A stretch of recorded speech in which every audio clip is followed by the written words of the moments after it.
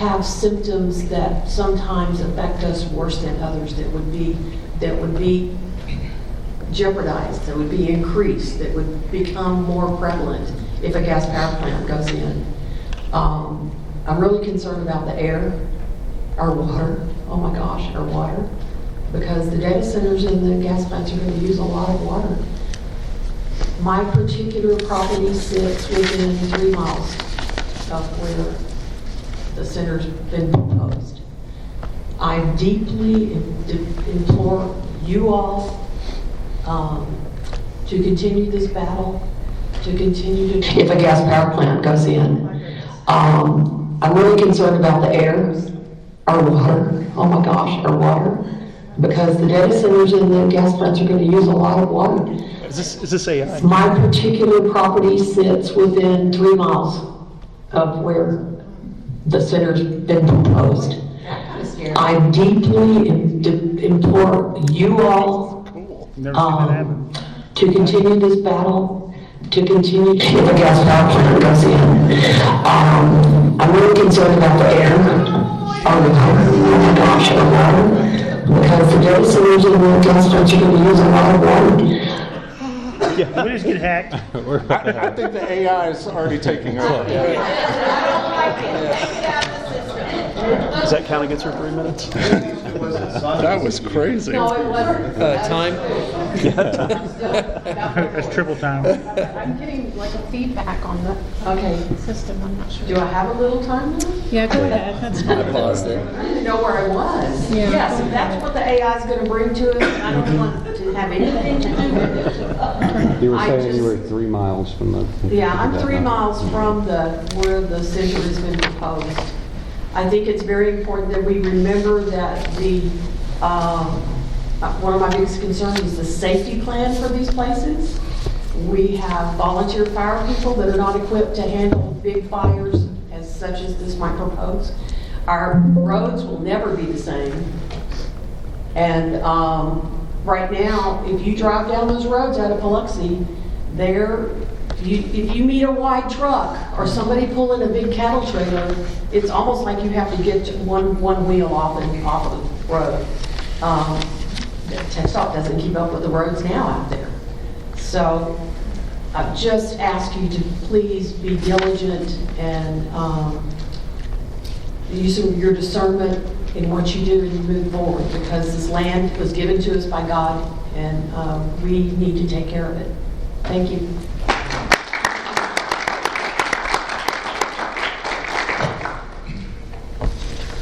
Okay, the next speaker is Kenneth Metter. Did I say that right? Yes, ma'am.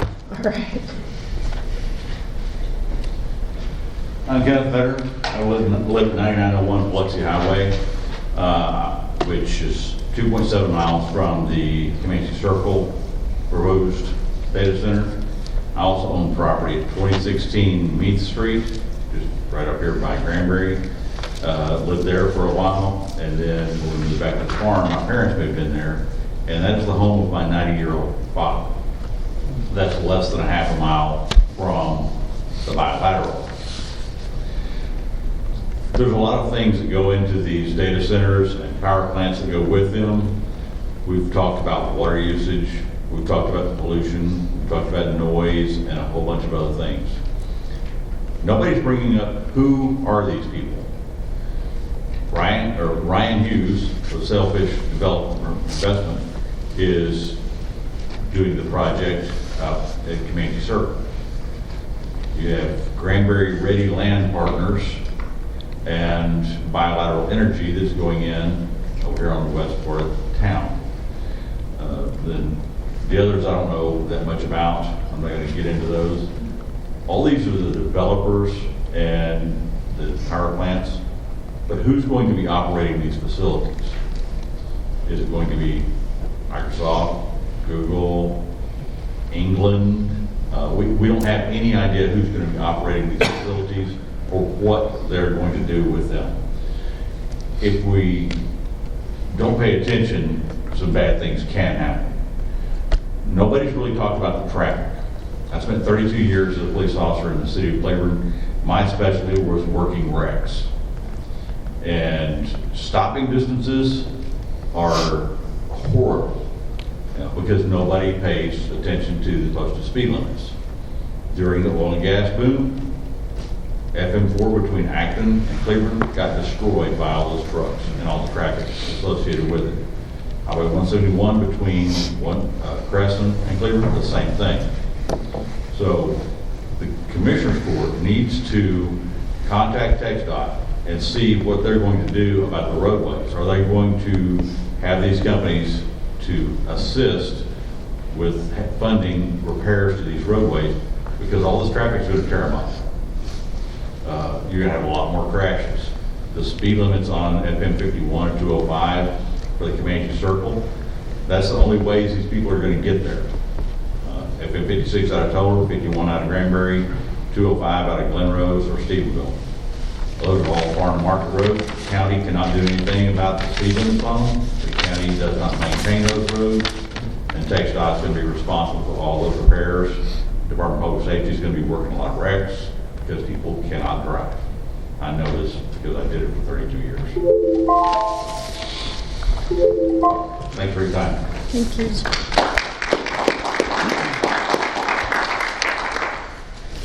Okay, I just wanted to say we really appreciate the input. As y'all know, the Development Commission, we are just advisory, but it is good to hear from people because your input and opinions and sharing what your concerns are helps us to know what we need to address and recommend to commissioners and things like that. So we're not the decision makers, but we definitely want to put forth what you all have shared in your concerns. You want to sign up? I forgot to sign up. That's fine. Come on up. If you'll do, when you get done, if you'll do a form for me, so I know who you are. Yeah, come on up to the speaker.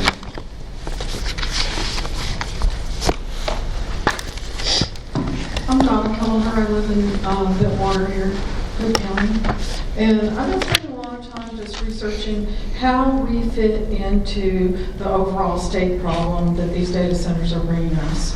And so it's not just us, it's everywhere, because they bring a couple of really bad qualities. One is heat load, the other one is water consumption, and basically that it's like the Wild West of real estate development. So once somebody like Orion Hughes comes here and he gets you to say yes, well, he just won the big prize of entitlement, then he sells that entitlement. So we don't even know who's really going to operate this data center or what's going to be in there. So I started looking at, well, how's water regulated? And I attended the Texas Water Board Commission meeting. They have a 5-year planning horizon. And the chairperson made the comment, all of the cheap water is gone. So what we're dealing with is information that is really 5 years in arrears.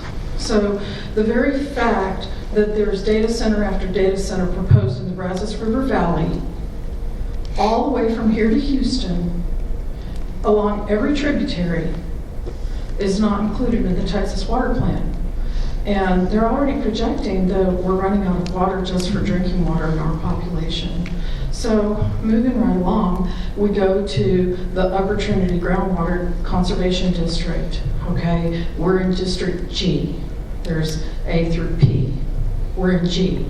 And within that district, there are 94 little districts. We belong to Montague, Wise, Parker, and Hood, okay? So we're supposed to work with that district to assess the water resources, and that developer has to do that. I don't find anything on file where there's been any type of concern about the water resources, yet on their concept plan they show 5 wells. Plus they show 81-acre parts of the development for gas-fired plants, which will also use water. Now, the heat is a totally different thing, and it's actually going to change our environment, and it's going to make it less likely to rain, which means we're going to have more droughts, we're going to have more severe weather, and we're not going to recharge the aquifer. All right? So they could use reclaimed industrial water. You have a project in Hubbard, Texas, as a reference, where they required those people to use reclaimed industrial water. What is that? Type 1 injection wells? We all know about the gas well development that took place in Hood County and all that saltwater disposal that went right down below the water table that's still stored there, 2 million gallons per well, fracking. I think Texas has over 350 of these type 1 injection wells. So it is not necessary to deplete our fresh water. They also have on their site plan detention ponds, okay? So what's the difference between detention and retention? Retention holds water like a lake, detention lets it out, okay? And when he said in the meeting, it's going to go down the creek, I thought to myself, oh my God, why? So 2 things here. You're gonna have a flash flood risk, you're gonna have a pollution risk. Downstream, you have people who rely on the drinking water from the Brazos River Valley, Georgetown, Temple, Bryan, millions of people. So we really do have to control the pollution. So moving right along, we go to the Hood County Development Standards and subchapter K, chapter 231. Now, y'all get to make some adjustments to that and amendments, because really the development standard for what it was intended for, which was residential development, and also the Trinity Groundwater Upper Conservation District, is also focused on residential development. Okay? So, residential development. There's only one mention in all the documents that I've read about industrial development, and it comes at the end of the Hood County Development chapter where it talks about parking. So those people are really going to have an expensive parking lot because they need 1 space per 1,000 feet. We're talking about 20 million square feet to 40 million square feet per 2,000 acre site. And that's presuming a 50% coverage ratio. Now, 50% coverage is supposed to be exclusive of the parking lot, so you have to subtract all the streets. Then also, they've got a cul-de-sac problem. 600 feet for a cul-de-sac, they're never going to make it. Okay? So you really have to look at these rules. When you make changes to this and make recommendations, I would urge you to focus on uses. There's very little mention in any of this about uses. I developed buildings in Grapevine, 250,000 square foot warehouses. We always had use regulations. Okay? We don't have any use regulations here. There's no definition as to what's permissible. Also, another thing, we're focused on water, watershed, floodplain, drainage, things like that. There's some big time engineering, because I looked at the topos that they've got on that lousy little drawing, which doesn't even say who the owner is or who designed it. Okay? And we should not be altering the natural features and characteristics of this area. We already have in place in the development rules that those natural features and characteristics are to be treasured and preserved. That's what 231 is also all about. So they all work together. We really do have something that does work together, and we just say no, it's not appropriate. We also have the master plan. And the master plan, I'm probably over, and I apologize. It's all right. Okay. We let you The go because it was master such rich of good You've done information. great research, so please Well, continue. I was a top-notch consultant at one point in my life. So let's talk about master plan for Hood County. We're talking about the road concern. You will have road concerns. And you also already have a definition of the entire southwestern portion of the county as being designated as rural for the recreational enjoyment and pleasure of every person in the state of Texas who wants to come here, to go to the Dinosaur Valley State Park, to ride their motorcycle on the hills, to go get a breath of fresh air after getting out of the Metroplex. We are important. We're very important, and we should not be altering that characteristic. Our master plan says we don't intend to because we don't have a master thoroughfare there. There's no master thoroughfare. All right, let's talk about fire protection.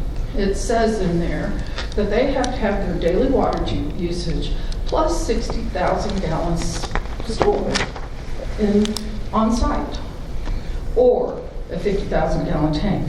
What do you suppose they want? They want a 50,000 gallon tank, and they're going to probably try to say, well, your detention ponds have 265 million gallons of water. Well, okay, fine. we also, as a responsible county, have put in our regulations that we're going to provide services. And there's a proportionality clause in there, and I read it like 10 times, okay?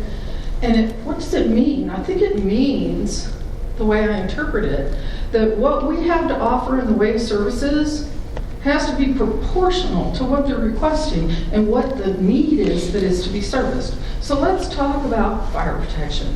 Usually you're going to have a National Fire Protection Code that you're adhering to by year, be 1984 standard, 2004 standard, whatever standard you really need a fire protection consultant. They're few and far in between. I can help you, I can show you some direction on that, okay? Why is that important? Because you have to have the right suppression systems, you have to have the right pressures, you have to have the right pumps, and you have to have the right storage. So in this case, maybe they need to have 1,060,000 gallons of water stored on site. Okay? That's going to be a lot.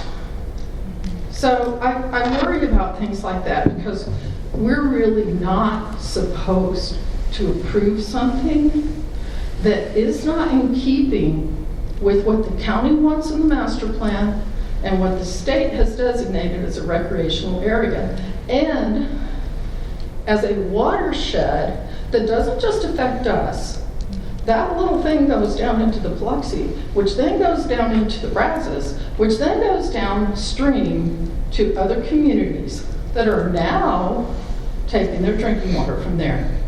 Even Bosque County has taken a pipeline over to Lake Whitney because they're getting a data center.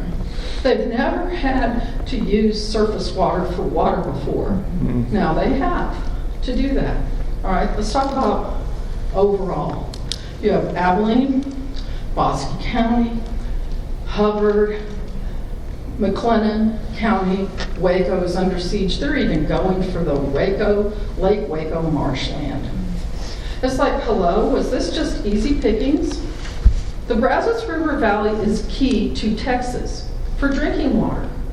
That's why it was developed. We have to preserve that. I really don't know what else to say to you except I think you already have the tools in hand to say, wrong place, need to go somewhere else. Yes, you can go someplace which doesn't have great groundwater resources and surface water for you to cheaply get. You can use reclaimed industrial water.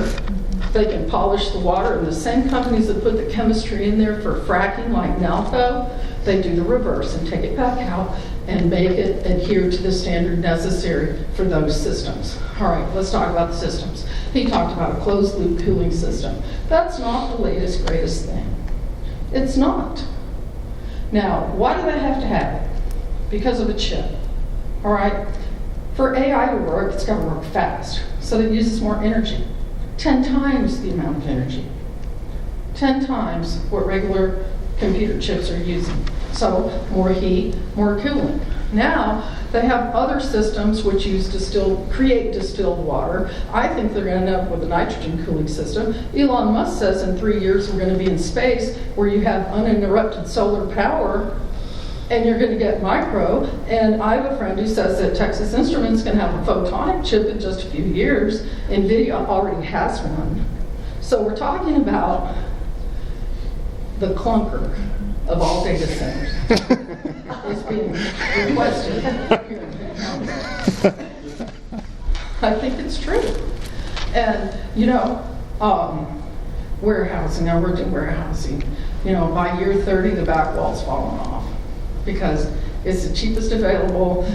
Foundations are cracked and the forklifts are having a problem. So I think we have to look at what the true intent of our master plan is and the alignment that already exists in the development code and chapter 231, section K, and our county.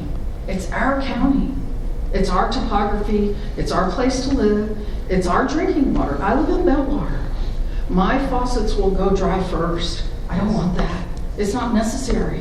It's completely not necessary. We don't have to make a guy rich. We have to be here for ourselves, and that's all I have to say.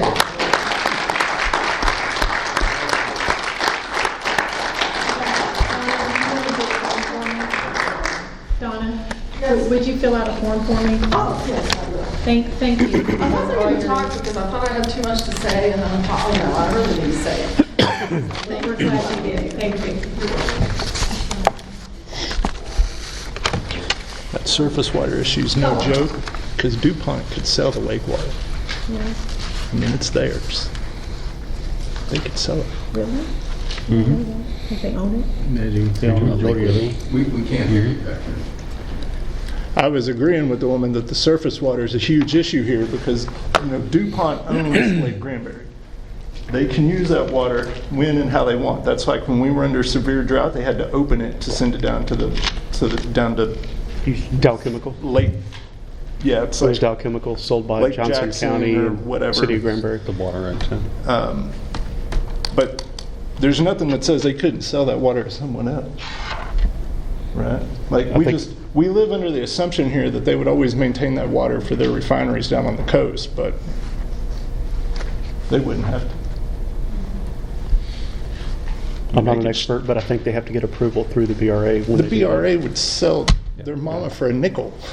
Thank you, Mary. Well, Thank you. BRA also is only using these chain of lakes for flood control. So Yeah. they're Well, I not. mean, they'll sell you every drop of water you want Yeah. for like 1.3 cents a barrel. We're going to stop. During a drought there, when I'm stealing people's bird bath. I don't. We've got one microphone. If you guys want to come up, you can. That'll help. Were there more speakers, or was that was No, it? we don't have any more Okay. stickers. One more Okay. sticker on What the was agenda item. On the rules. Which one? Let's go ahead and take up the minutes from the last meeting, if y'all had a chance to review them.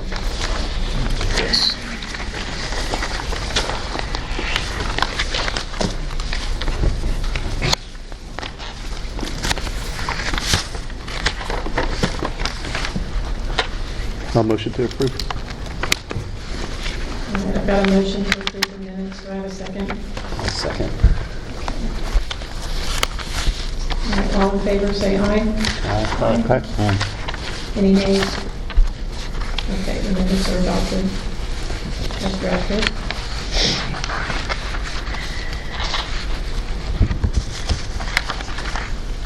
Okay, now let's take up the rules of form.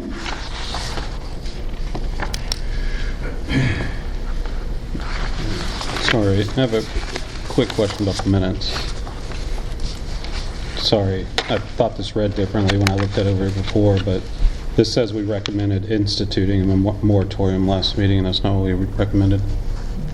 We recommended adding the language to the subdivision ordinance or the regulations to allow them to do It was- a It moratorium. was both because it was going to have to be the same meeting. We I had to actually approve took both. that language that's in there directly from the recorded tape as Blakely Fernandez gave it. Okay. All right.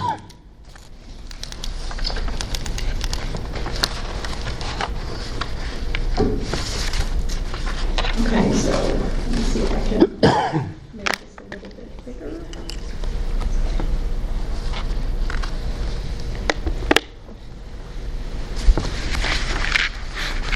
All right, so as you can see, we've got some basic language up there about the calling of meetings in accordance with the Texas Open Meetings Act and being open to the public and representatives of the press and media. This was taken directly from the Commissioner Court minutes that have been adopted. In our last meeting, we talked about when we would meet, and we decided that we would meet the third Thursday of the month at 6 p.m. I realize technically this is the fourth Thursday, but we've got so much going on, we didn't want to wait till the third week in February to have a meeting, so we went ahead and met this evening. Hopefully we'll be able to keep meeting in here. Obviously with our last meeting, we had such a big turnout, I wanted to make sure that we had plenty of room for people. We were proposing open comments to have the open comments with a maximum of 3 minutes for each speaker. for a total of 30 minutes. And then if we had more than 10 members, we would divide that time equally among the speakers. And then if we wanted to extend the time, we could certainly do that with a motion and approve that. Obviously, you know, like with our last speaker, had a lot of information that was really good to hear and helpful to this commission. So about the participation form, we've got that up there to fill those out and present them to the chairman prior to the start of the meeting. We've got there that obviously it is our intent to have an open access for citizens to be able to express themselves, that this commission is an advisory commission whose powers are granted pursuant to Local Government Code 231, Subchapter K. We ask that people conduct themselves, you know, respectfully and with decorum. Not this isn't a forum to demean anybody, and we certainly don't want to do that. And then chairman, presiding officer, and that is essentially our proposed minutes or proposed rules there. And we do have one speaker, so Mark Lowry.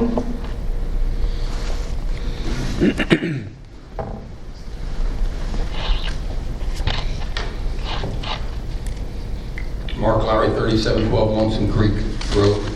Madam Commissioner and Commissioners, I thank you for the opportunity to speak this evening. This is the first I've been able to see the rules in regs on this particular commission. One of the concerns I have, obviously I've been very outspoken, I'm against this industrial growth coming into our community for environmental reasons. I don't want our Hood County to go in this industrial growth pattern, and nobody yet has been able to tell me what's in it for the county and for the citizens. They've offered abatements and everything else, but nobody's ever said, here's what we're going to make off this and here's how we're going to help the citizens. But getting back to the rules here, it says down here, you're here for open and access for the community to come speak. You're allowing a total of 30 minutes, 3 minutes for 10 people, and you can adjust it based upon motion.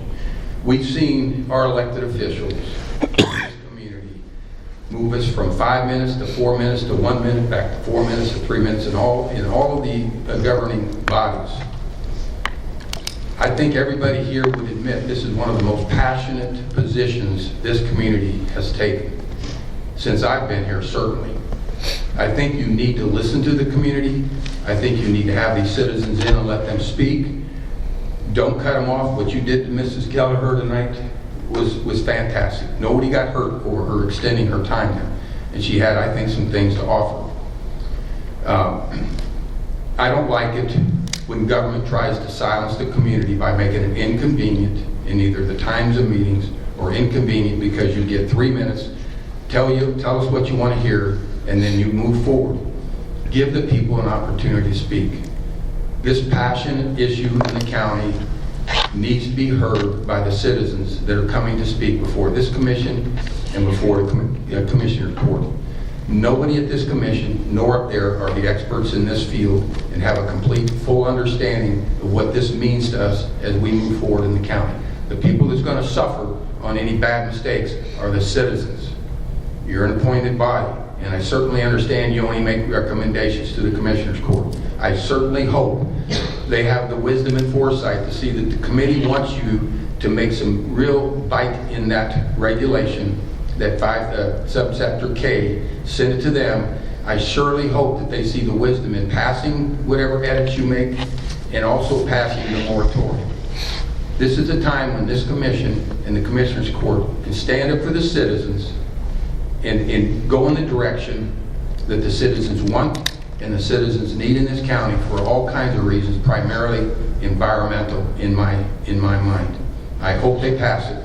Thank you for your time.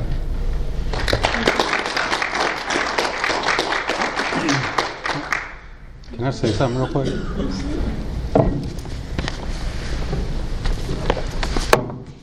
So quickly, I think if you go back and listen at the end of the meeting, what we did was we wanted to do the front 30 minutes to allow people who have someplace to be to have an opportunity to speak and go home, take care of kids, do family, whatever they need to do.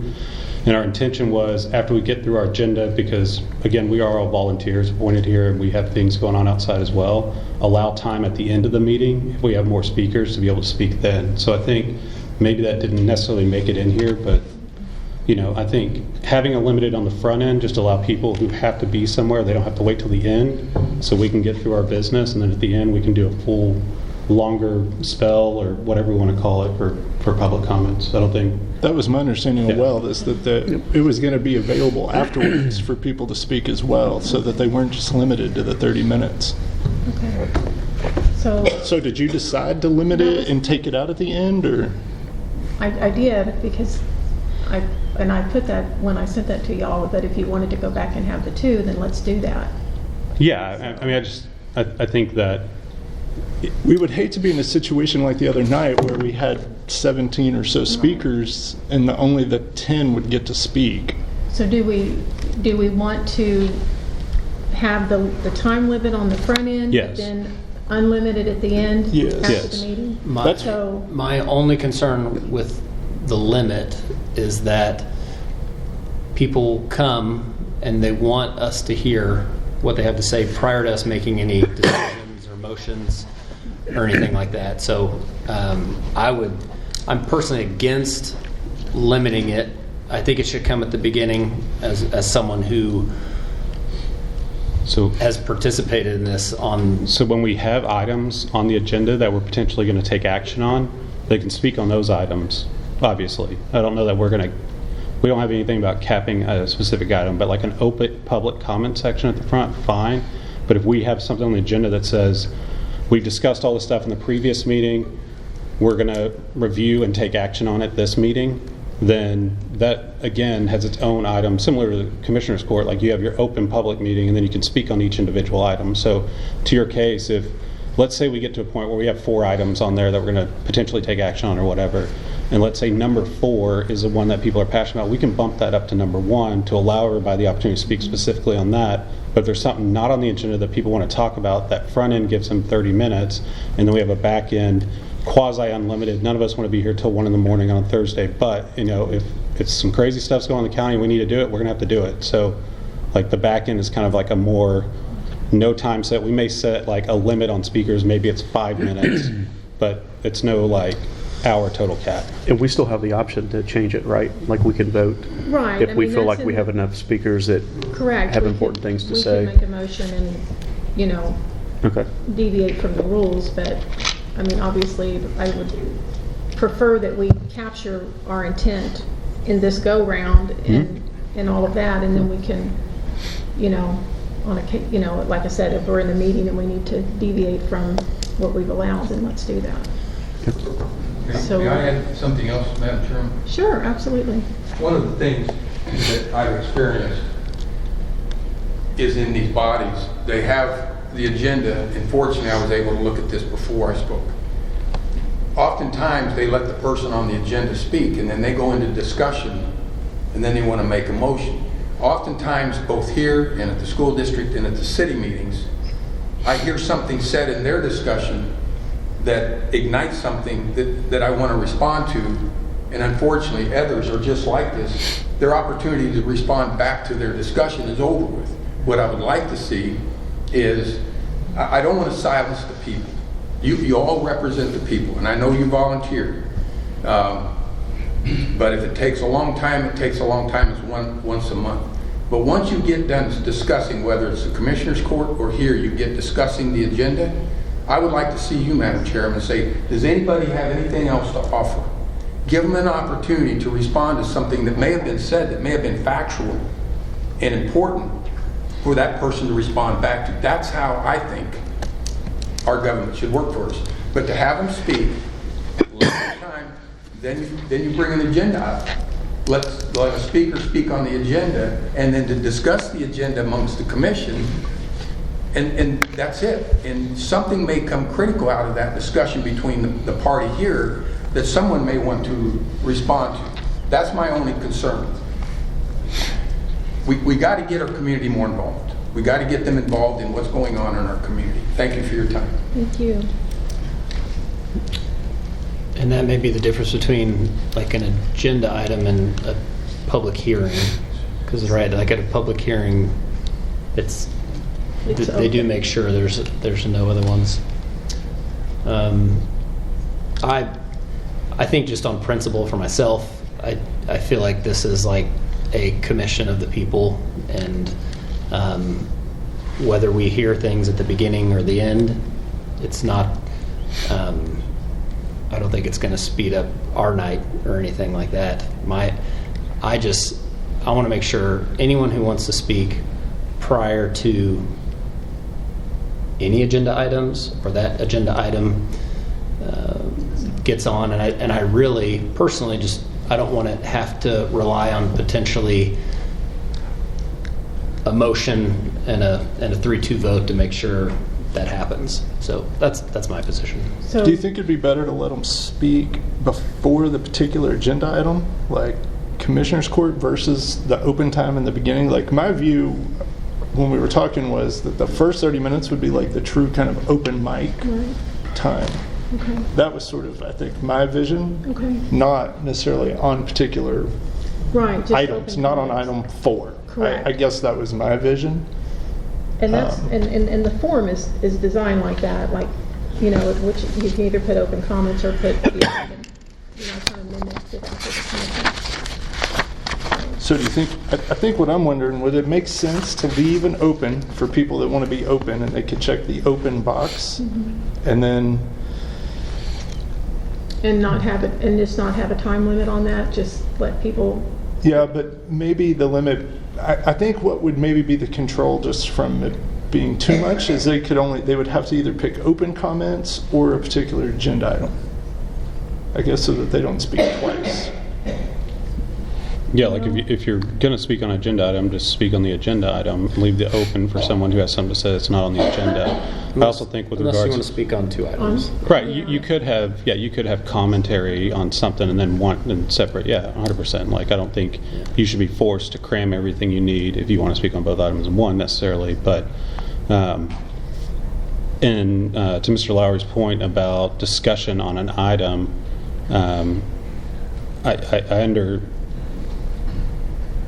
I think what would probably be the most appropriate way to do it is that we have a open discussion on an item during one meeting, to where we could have a situation like Mr. Lauer's saying, if we're saying something, then people could necessarily, not like a true Q&A or anything necessarily, but to his point, if he's hitting a bunch of bullets on one thing, and then we have a discussion, and we either have a question or we start thinking of something, and he's got good input on that, he has an opportunity to come up, and then that way we digest it. The next meeting we would take action on that, and if there's anything additional that he's thought of since then, he can add it in that item, and then we can take action. And so it's not like we don't come up here and drop, here's what we want to do today, let's have a quick discussion and vote on it. So like, it's like, I don't want to say like a warm-up, but it gives people time to process it. They can have their emotional reaction or whatever, and they can digest it. Maybe they come up with some other things they can add in it, so they have time before we take action. Just thought. But there may be items that need to have action, like, for example, we've got development regulations that need to be drafted, and Correct. Yeah. and we're on a timeline. Well, yeah, I mean, we definitely need to spend this meeting discussing about these regulations specifically. Right. So by the next meeting, maybe we have something drafted that we can actually take action on it. I mean, we're not as formal as the Commissioner's Court, and so I like the idea that Mr. Lowry said about allowing that dialogue. You know, if somebody wants to have some input on an agenda item, I mean. So what do we want to do? Let's tackle the open comments. Do we want to just have them, just no time limit whatsoever, just allow people to come up? I think there can be a time limit on an individual speaker, but I don't think we should limit the number of speakers or the time. Okay. My opinion. I agree with that. So what time limit would you like to see on each speaker? Would you like to bump it up to 5 minutes like the Commissioner's Court? I think Keep 5 it- minutes is. I mean, we did it reasonable. the other day, and that was probably a pretty good sized turnout, and it went pretty quickly. Okay. Do we want to do 5 minutes on that? So I'd say 5 minutes, unlimited. And then, Well, let's make some changes on here. All you'd really need to do is just take out Take out- the maximum time of 30 minutes. Right. Strike On there. B. Take out if more than 10 members, and then up above 5 minutes. Yeah, let's see. We'll do that. These will have to be redrafted and Of course. probably adopted at the next meeting that we have. and maybe next meeting when you do And the we'll put agenda, you could put it I'll link it first. and put it out, And what I was saying, you could put it before everything public else. comments so that we could approve them. Sure, that's a good idea. Okay, so we're not going to have a time limit, but citizens we're not going to have a limit. We're not going to say you can only do open comments for 30 minutes. But we want to allow each speaker 5 minutes, unlimited amount of speakers for open comments. Is that correct? That's what I would. Yeah, you actually could just change, you could probably just strike B altogether and just Yeah. change A from 3 to 5. Okay. That's much simpler. We don't want to use too much data space. Cloud storage is getting too expensive. I know. Gigabytes will get you. Okay, and we're just going to strike all of this out. Find my little I think my only question is, for B, do we want to add something specifically about, like a specific agenda item talk point? I guess I'm still stuck with, I kind of see the beginning as like open. Like, Right, what open do we comments. need? What do we need to know? What do we need to hear? Versus like a particular thing. Yeah, so agenda item, I'd like to make it the same. Like if they sign up to speak on an agenda item, everybody that wants to speak on that item is allowed to. Yeah. And for right now, like what we're dealing with, it's kind of the same, right? Like if someone wants to come in and give a general comment, I agree. it's probably about what we're talking about. I think that's probably going to be true for a little while. At least for a little while, Yeah, I agree with that. So, Basically, B would be changed to be like A, but but specific to agenda items. specific agenda items, Correct. which is going to make sign up kind of wonky, maybe. But Oops. Okay, well, I will.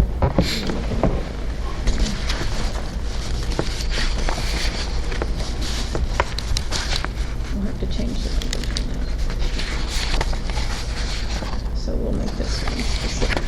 And then that's something we notice again, and we'll just do it at the beginning of next meeting. Right, okay. And then we want to add comments at the end. Is that right? Yeah, I mean, I think if we're going to give the unlimited time, I don't know that we need to. We don't need it at the end. Yeah. Everyone get a chance at the beginning. Okay, so I'm understanding our citizen open comments time at the beginning, but we are going to limit speakers to 5 minutes during that time? 5 limits. 5 minutes, but unlimited No speakers. cap. Unlimited no speakers, cap no on cap the on item. speakers, no time cap.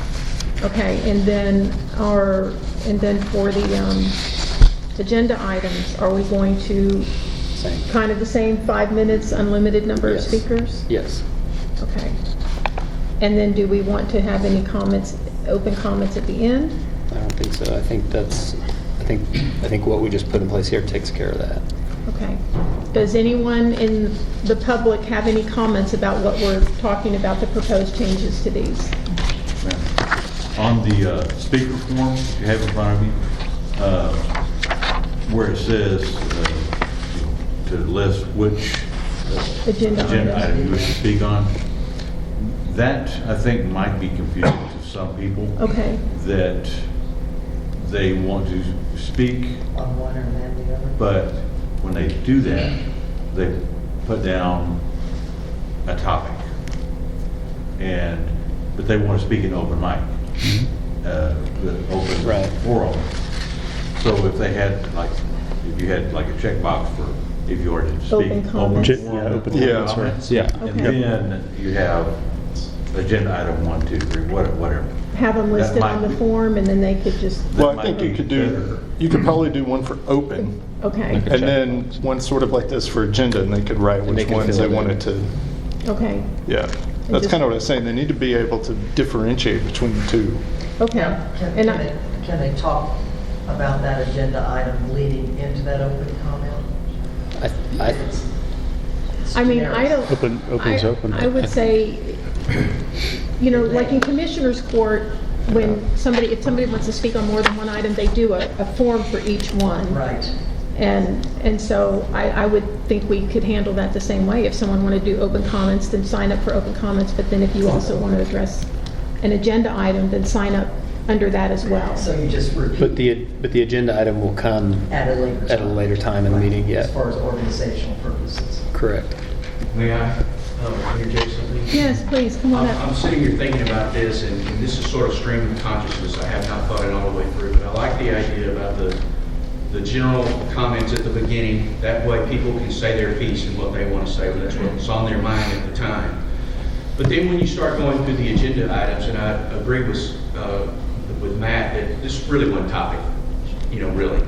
But when you're going through those individual agenda items, would it make sense for the public to be able to comment post your discussion of that agenda so that we can maybe make some rebuttal to what we hear the commission say, instead of probably repeating what they said in the general comments?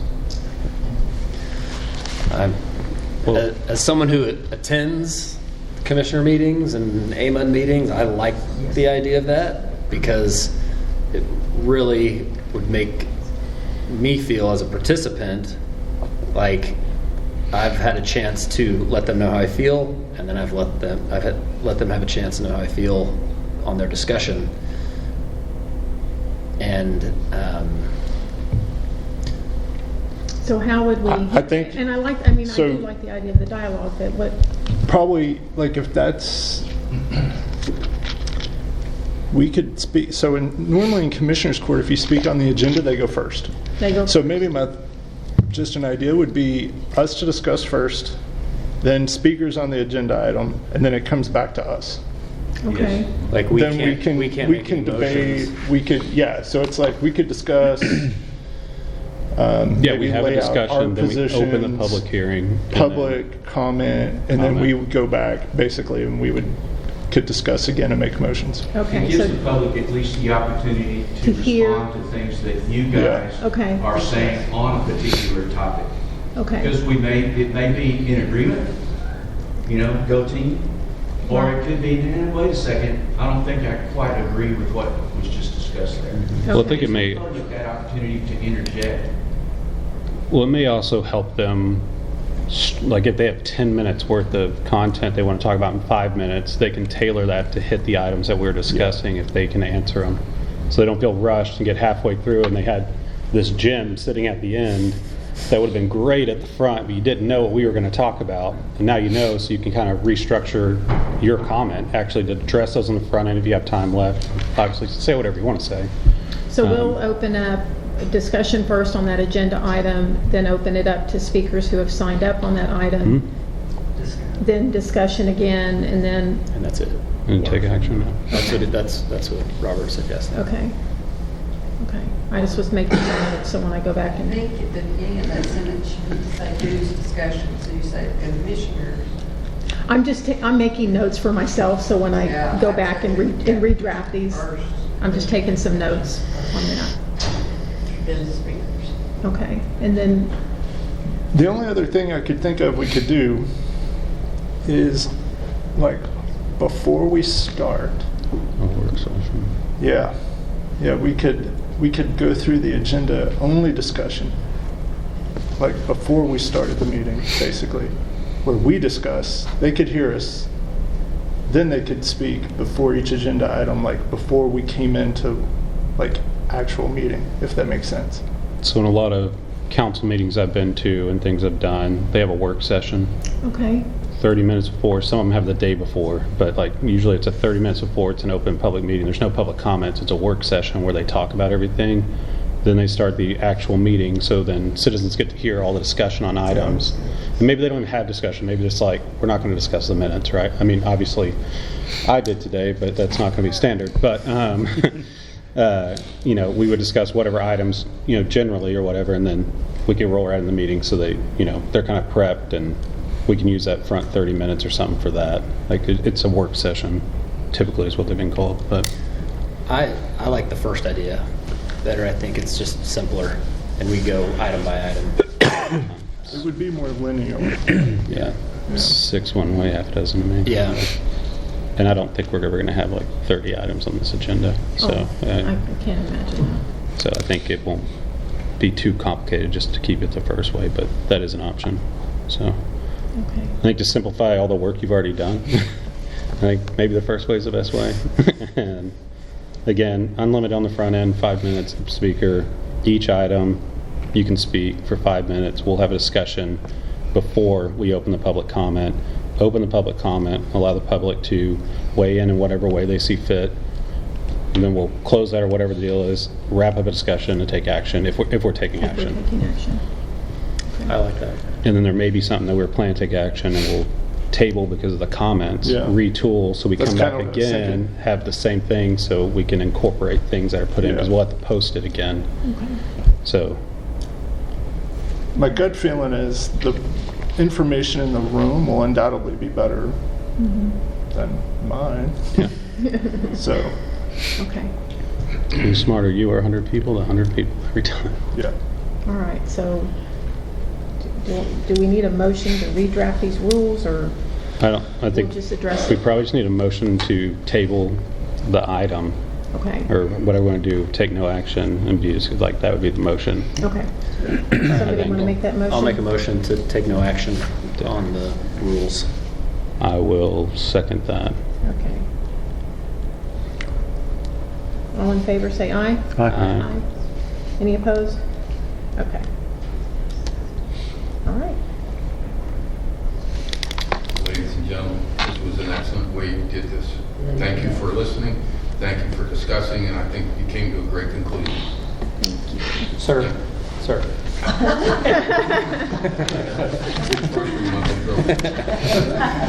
Stop threatening me.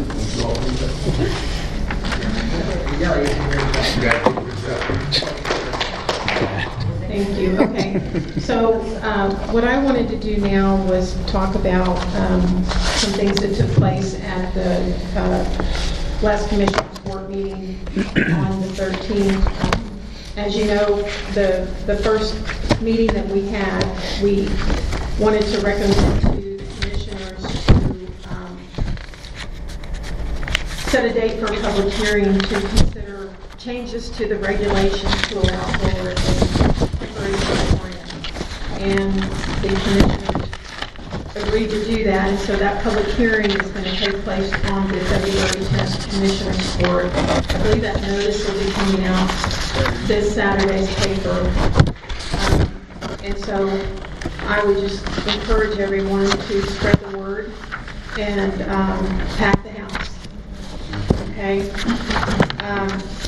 This coming Commissioners Court on the 27th, we have 2 concept plans on the agenda.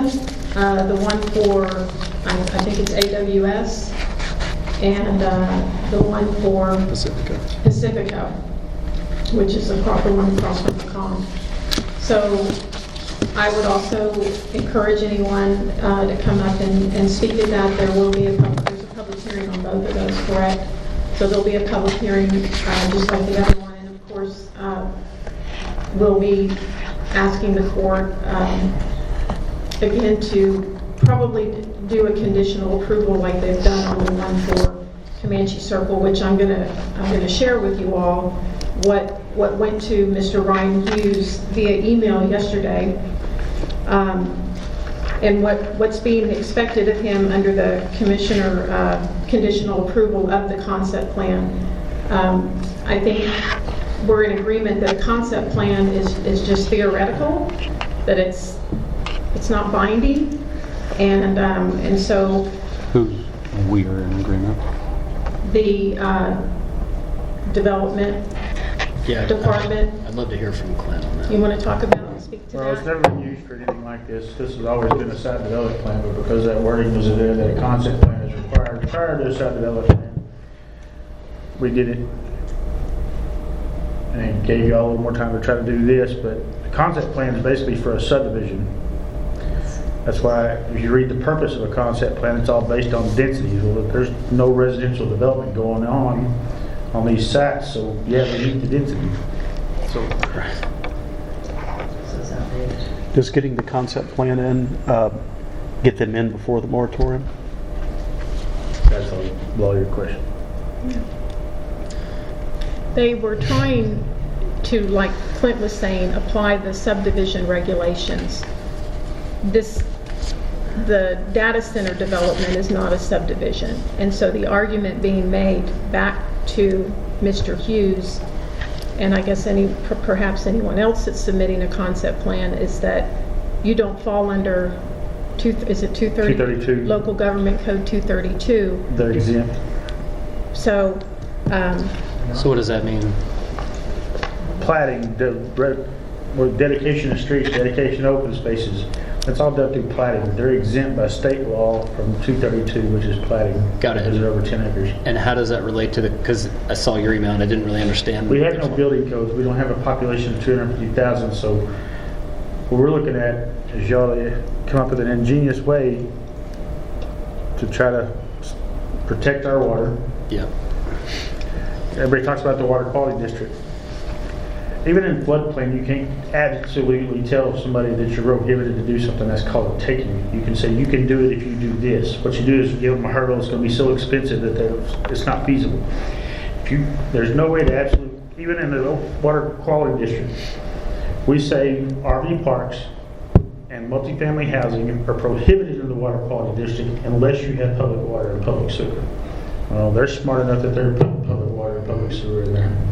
Well, is Project Spectrum, because it looked to me like Project Spectrum only had well water. On their deal, it says it's a water plant. They're putting in their own sewer plant. And when I look up the definition of a centralized water system, it says it needs like 15 service connections or whatever. I understand it's probably a residential. 15 service connections are more than so many people served over a 90-day period. Okay. And so. I don't remember what that number is to you. Not top of my head. So would that qualify them? Yes. Public water system is certified public by TCEQ, not the county. Got it. But it would, I think we could make it where it had to be approved before TCQ, before we approved the permit. well, Which is- let me share what the conditions are Sure, of this sorry. concept plan, because it'll speak to a lot of those things that we're addressing. So this was the conditional approval letter. I'll actually pull it up because I've got it. Let's see.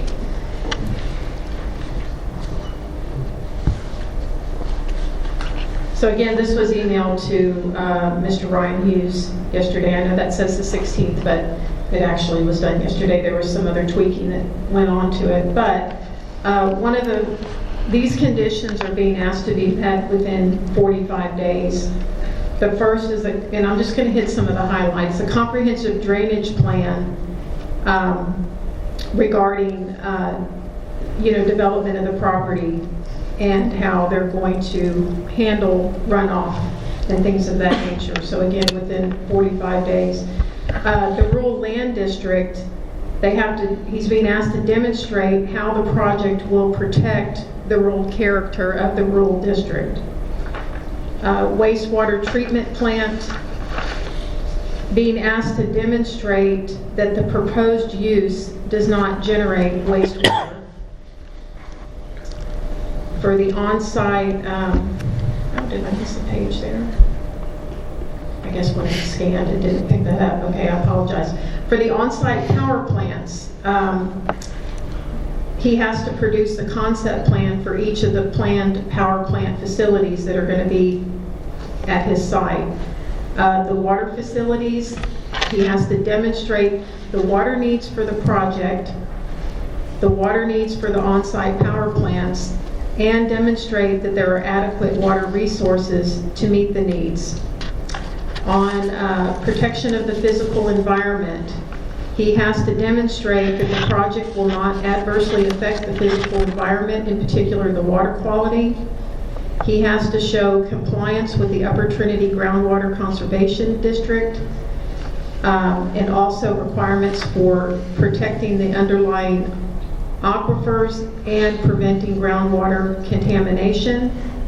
He has to show compliance with requirements of any applicable watershed protection plans. He has to show meeting the requirements of TCEQ and EPA permits and requirements, air quality permits, any known endangered species, projected noise levels, plans to mitigate noise, impacts to wildlife, projected light emissions, and plans to mitigate light impacts, and on the area, but also on wildlife. And he has to provide evidence that the project will not adversely affect the physical environment. There's a provision for protection of adjacent land uses. He has to have a map showing the project site and all adjacent landowners, including the distance to the project's facilities, and we're asking for letters from any adjacent landowners that agree the project will not impact their use. He has to show, and this was added, I know at one of the commissioners' court, we had a woman who drives the bus for Granbury, and she spoke about her concerns over the road and safety. And so he's being asked to provide a map of the project site showing protected open space buffers. He has to show there'll be transition areas from industrial to rural use. He has to provide a preliminary traffic impact analysis and particularly demonstrate traffic safety on narrow roadways, including Farm to Market Road 51 and Farm to Market Road 56. So those are some of the conditions that have been put into this conditional approval of the concept plan. And can you talk about why some of the commissioners thought an approval with conditions was better than an outright denial? Under state law, they're the same thing. Okay. Same conditions. Because if we did an outright denial, my understanding was it would be automatically approved. Is that? An outright denial, you still got a list of conditions you're denying, and he can, whatever reasons you gave him to deny it, he can address those reasons and it's approved. So there's no absolute denial. What state law is that? 45 days. Yeah, I'm sorry, page 2, I guess didn't scan when I put it in, but. Clint, someone asked what state law is that? It's in 232, I don't know the exact decimal number, but it was put in there in 2019. Do you know that? It's under the section timely approval. Are they going to be required to provide any hydrological studies at all? Because there's a whole section at the beginning of the development regulation about the speed of water increasing. And if you look at the topo and the lines are really close, it means that that's a big hill. They have to meet our hydraulic standards and our regulations of no adverse impact to any adjoining properties. And you are talking about detention ponds. That's where the detention ponds purpose is for, is to slow that water down so we don't violate Texas Water Code 11.086. So detention ponds are standard on any development because unless they're just draining into the lake. And then what about the fire lanes? Because the development code has in it that We have no fire codes and we have no building codes. but We can ask them to do fire You lanes. have to have fire lanes around these buildings, Under what law? under your development code. But I think it's around chapter. there's a lot of stuff in there that shouldn't be in there, I can tell you that honestly. But yeah, we do ask them to put them in there, the fire marshal asks them to put them in there, and they'll have to have a plan with the fire marshal, but that's all under the fire marshal. Like the parking spaces that are in there, we don't have building codes, I don't know why they're in there, but they're in there. I would imagine that they have to get a occupancy approved from the fire marshal or whoever's the head of That's a that. question for him, yeah. And so in theory, if it didn't meet that, he could probably deny on that. He's got the right to enforce state fire code. Yeah. Pretty sure they have fire lanes around every building. Yeah. So the 600-foot apply. Concept plan has no fire lanes on the streets, and it has no There. parking lots. Fire lanes are graphically shown, which one, I guess? Comanche Circle.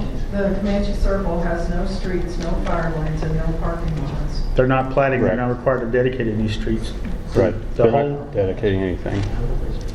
And there is no dimension on it because of the scale, but it looks like there's fire lane circulation around all the buildings. Okay. We never introduced ourselves last meeting, so maybe we should do that. Well, I thought we did. No, we just swore in, that's it. I know you were saying, Clint, that some of that stuff's not in the regulations, but those are things that the we fire can- marshal would push on. we can And that's put, what I'm that's saying, why that we're here, we can put those You can't in. occupy any building without the fire marshal signing off on it. And if somebody's gonna build a $20 billion building, I imagine they're gonna wanna be up to snuff. Yeah. Their banker will require all that ad nauseam. But they couldn't get in there without the fire marshal giving them approval. So on the detention pond, there's a paragraph in there about indemnification of the county. Do you know which one I'm talking about? So it's towards the end, and basically if they have this big swim-on detention pond, and they have numerous ones, like 2 per building, some quite large, you know, many acres. Which section are you looking in? Section 1? No, it's towards the end, like section 6, there's an indemnification provision where the developer and owner have to indemnify the county for any failure of the drainage facilities. So any failure of the drainage facilities, what does that mean? If they have a 60-acre drainage pond, a detention pond, excuse me, that's full, and the dam fails, and they send water rushing downstream, who is going to pay? So they have to indemnify the county, which means they have to go to Lloyd's of London policy, okay, in order to be able to indemnify the dollar amount that would pay for all of the damages for wiping out Glenrose, let's say, just to be dramatic.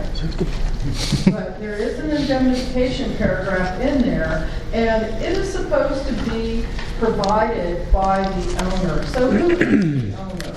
If he is just a developer who is going to gain from you an entitlement, then he's going to sell that to an owner. So has Mr. Ryan the financial capacity to get a Lloyd's of London policy to indemnify the county for every bit of water in those detention ponds that could fail, that could have pollution in it, that could do, et cetera, et cetera? That's a really powerful paragraph that you have. Do you think you're under 6.4? 6.8. 6.8. 6.8. Yeah, that's what I was saying.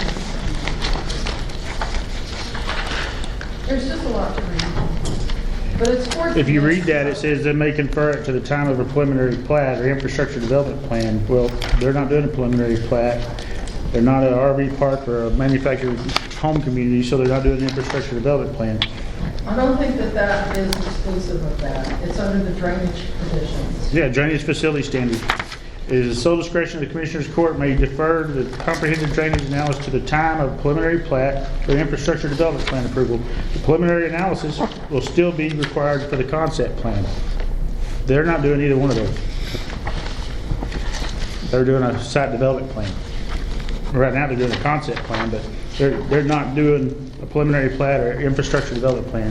Infrastructure development plans for an RV park or manufactured home rental community. So your regulations are outdated. Pretty much. Correct.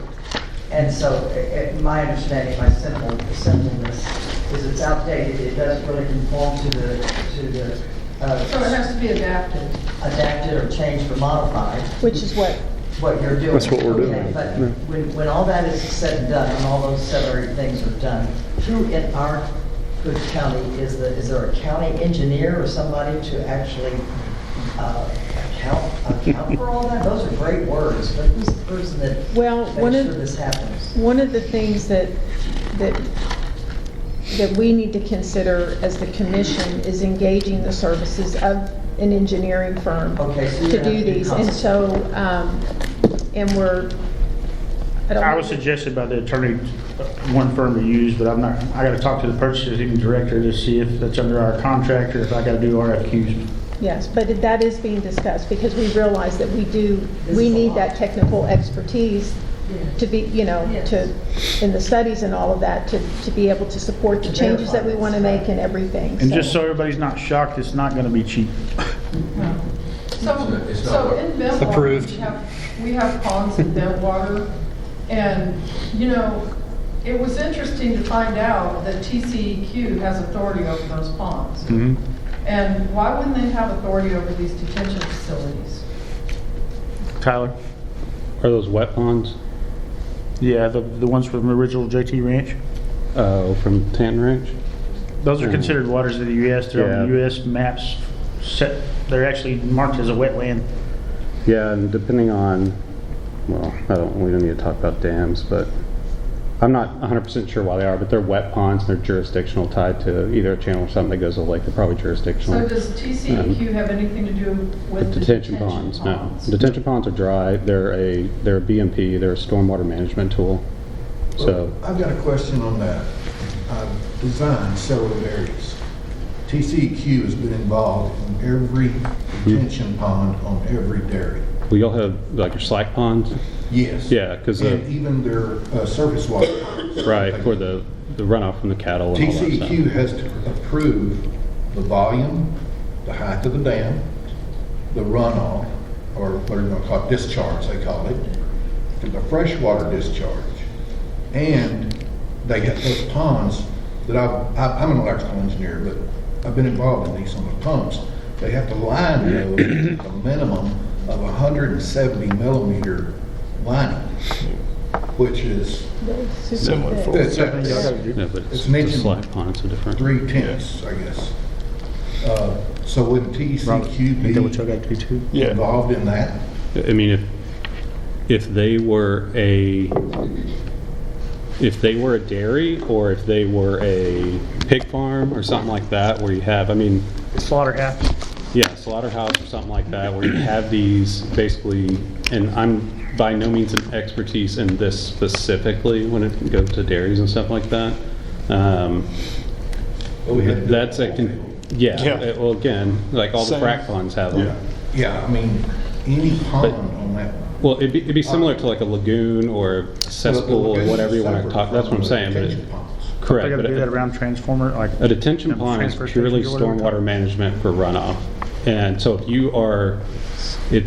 I would assume if the TCQ deems your use on property to be releasing substantial contaminants to runoff, then it'd probably be under the National Pollution Discharge Elimination System, some permit like TX Yeah, I've even been 1500 or involved something in like that. Small data centers, Cisco systems, 4 of them in the United States.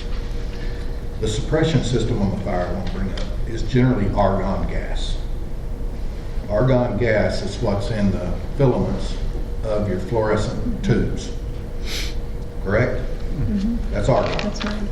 The only other suppression for an electrical fire that I know of is nitrogen, where it actually suffocates an electrical fire, like argon. What are they going to use? Let's just say they have a server rack fire. Those usually start at the bottom, and then they go up, right? So when the argon releases, and I'm assuming they're proposing a suppression system of their home, when that argon releases and it hits the concrete floor, where does that go now? I'm not aware of any regulation on any suppression system for when it discharged for any That's use. something you need to check with an engineer. I'm a licensed engineer in the state of Okay. Texas. Well, everyone I've ever put in, and I retired 10 years ago, but everyone I've ever put in was either nitrogen suppression or argon. My Well, gut is, correct, but there's- they'll probably use nitrogen. Well, there again, But maybe a fire protection engineer could comment on it, but I haven't seen on any of the projects I've been a part of where there's any consideration for when a suppression system is needed. It's similar like the fire truck coming up on a site and spraying something other than water. Like, they don't worry about where it goes. Like, they're trying to put out a fire and yeah, my question is, where is that gonna go? I'm assuming if they had a catastrophic fire out there that would go on the concrete and either dry up or be washed away in whatever Can't water they're dry spraying or argon. whatever.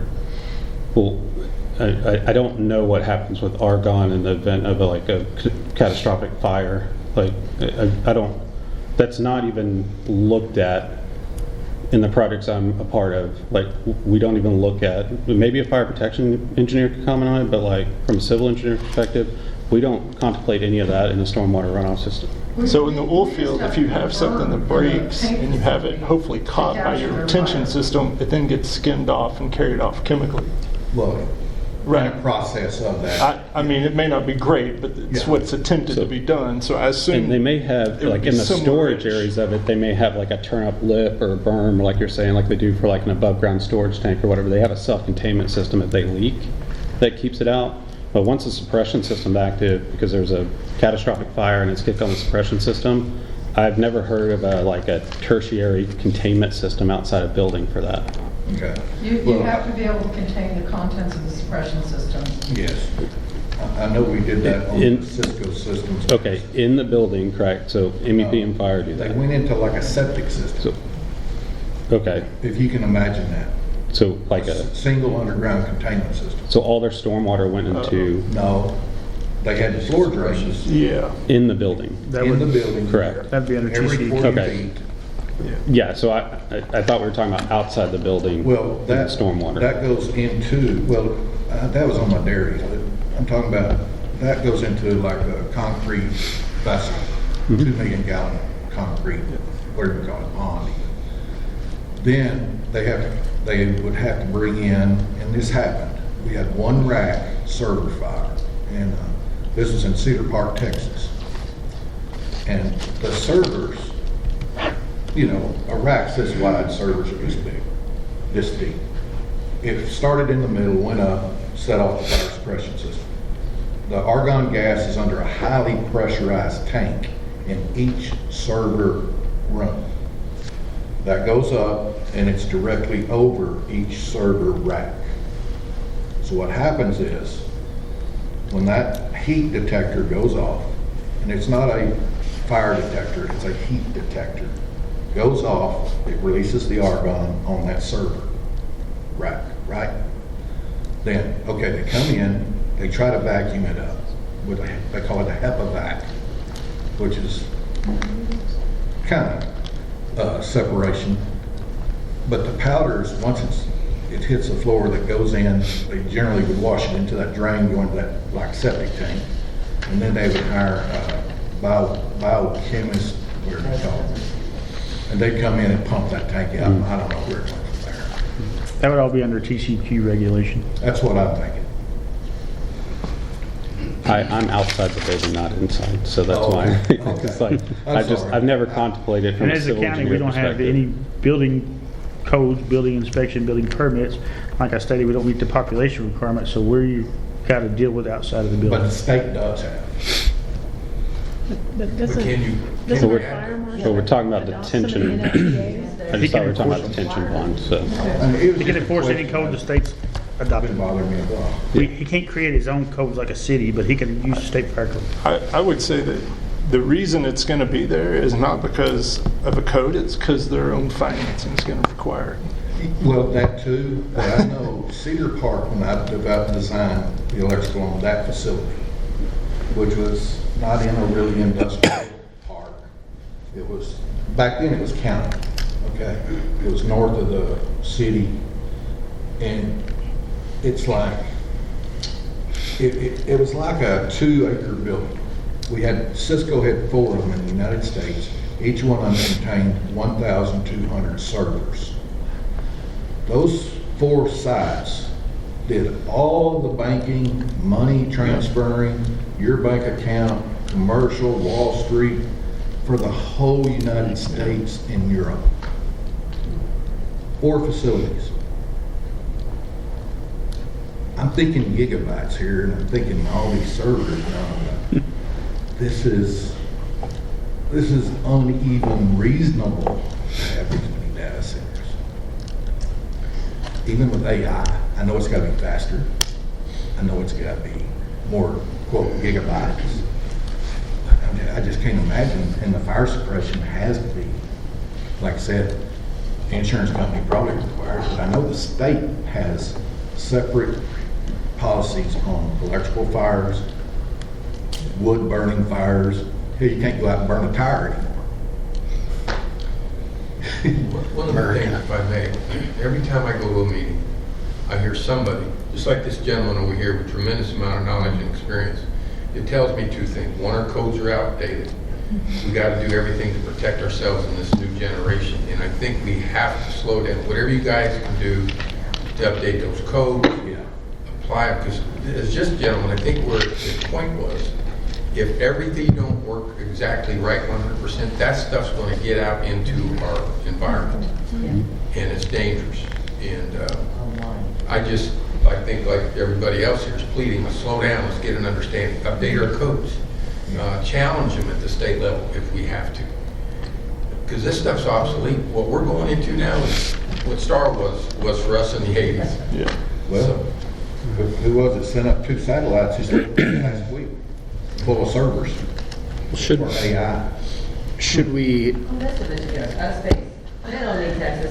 then focus our... Let's go back to the letter and find out. I mean, so they have 45 days to respond once that letter comes out. Is that correct? Okay. And do we feel like they're going to respond to that letter appropriately, based on what you know? I haven't seen anything. I mean, it just was sent to him yesterday. He's challenging it. They've already denied one of them.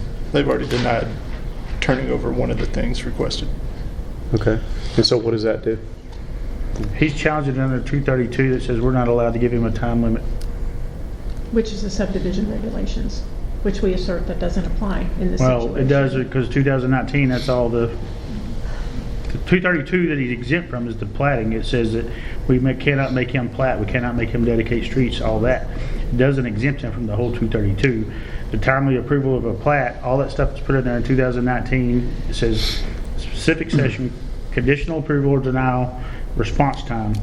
The court may not put conditions on the response. So that's a legal question whether they can be taken to court or not. I thought it was, wasn't it also amended to include construction documents and plans? There's in another 21? subsection under it that says site plans, concept plans, development plans, and all that got to meet the same criteria as this plat requirement for timely approval.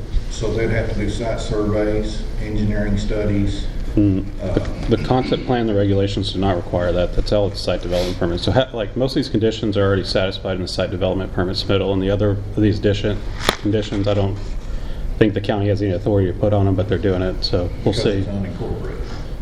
Yeah, I mean, the county can't regulate use. And isn't there something though, somewhere in the code, somewhere, I know Case talks about the general law. Isn't there a code or something somewhere we can do to, concerning the safety of the public in general? Yeah, I mean, if I understand that theoretically we're not supposed to regulate use, except we make specific references to uses in there. We mentioned multifamily a couple times in section. Robert, you caught on to it in our last meeting, and so did Dave Eagle at the Commissioners Court meeting, that the Water Quality District makes mention of office and industrial. And so to me, where subchapter K gives us 8 different things we can do, you know, it references building size, developable area of the lot. I actually think the 9th one, which is the most powerful, is the districts, which it says we are allowed to create. And we've already started, there already exists language in there, and I believe that one is Article 5. Yeah, I think it's 5.4. Correct, yeah. 5.4, where that we actually mention industrial, Robert. And It's 5.4C is what you're looking for. 5.4C. And so I think we can get into this, but I think even a more important question is, if we are talking about the clunker of data centers, that it's very important that the moratorium on February 10th apply to these, because of the issues that we're bringing up, that we don't have a way to address the way they're going to affect the watershed. And so I guess before jumping into this, I'd love to get an understanding of where we stand, what our thoughts are on the moratorium applying to all these projects, because in my mind, if the moratorium doesn't apply to these projects, there's almost no point of a moratorium. And so Other than preventing future ones, but to me, if 4 are coming in, like, what's the difference of 8? Like, there's not going to be humans left, it's going to be robots, you know? And so, if I know that's something probably the lawyer needs to advise us on, but I'd love to know, Clint, if someone asked you, do you think we can apply this to the plans that are already in? What would you say? Well, if you read it, it says unless the applicant is using centralized water and wastewater, and they have it on their plans to use it. So, like I said before, you can give people hurdles. You just can't outright prohibit. That's called a taking. So, I'm not suggesting we. Oh, she has some more language in here. Well, she issued this conditional approval pursuant to Robert made a point about making sure they had those permits from TCEQ for the water and sewer, which that might be a fact in itself, because when TCEQ issues those permits, they issue a conditional permit so they can construct. It's not approved until it's constructed and the TCEQ goes and tests it. Yeah. I think we could try to push them on that. To me, I think that's a way that the county could try to bring certainty to the developers, and when they can't produce that finalized, it would be an easy out for the county to say, well, if you cannot get final approval from TCEQ, then you cannot guarantee to us that you're protecting the wastewater and the freshwater, and we're available under subchapter K to do that. And I think that's the route perfect, because they're not going to issue a final approval until it's constructed. Think about when they were doing the wastewater treatment plant for the city, how long that actually took. It's a valuable, and the difference is the city had the ability to push forward kind of come hell or high water, right? So to speak, no pun intended.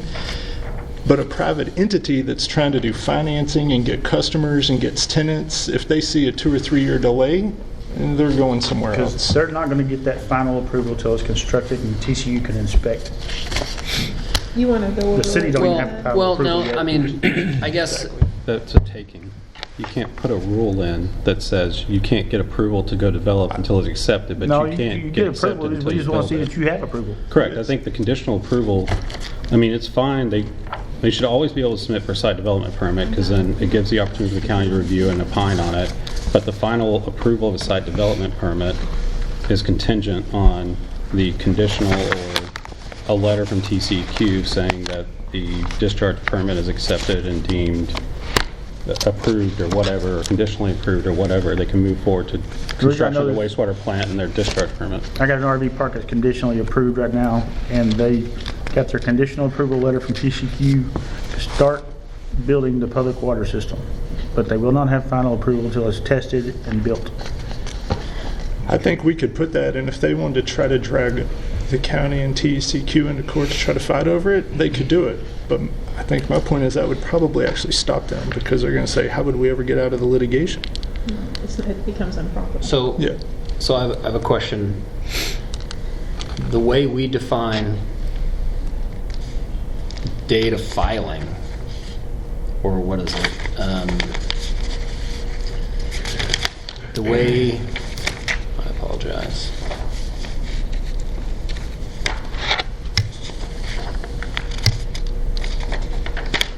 Maybe I've got, let me go to mine. Sorry.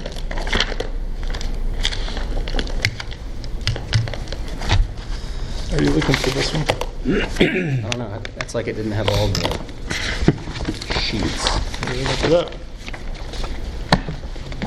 I'm getting there. Those are the only two I got out. Okay. You're looking for that one. I'll take this one. All right. The way we define accepted for filing is the status of an application for a development Can I save you permit. some time right there? Sure, please. They're not filing anything. It's not a plat. they're exempt from plating. So they won't have a development permit of any kind? They'll have their permit is the court's approval or whatever they do, but there's no filing with a plat goes through her office. It's recorded. So then after the concept plan, there's no It's not recorded. further interaction with the county? Nope. Well, I mean, they got to do a site development plan. Yeah, but that doesn't come none of forward. it's filed. but that didn't even come before the commissioners unless they're asking for a A variance. preliminary plat's not even filed. The only thing she files is a final plat or a replat. After it's gone through the commission's court. May I ask a question, please? Absolutely.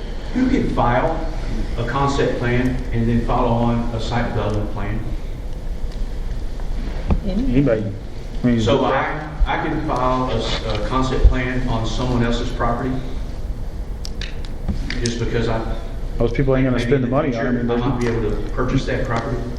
If you're plating, no. Concept plan or site development plan, they do it all the time because they want to see if it's feasible before they buy the property.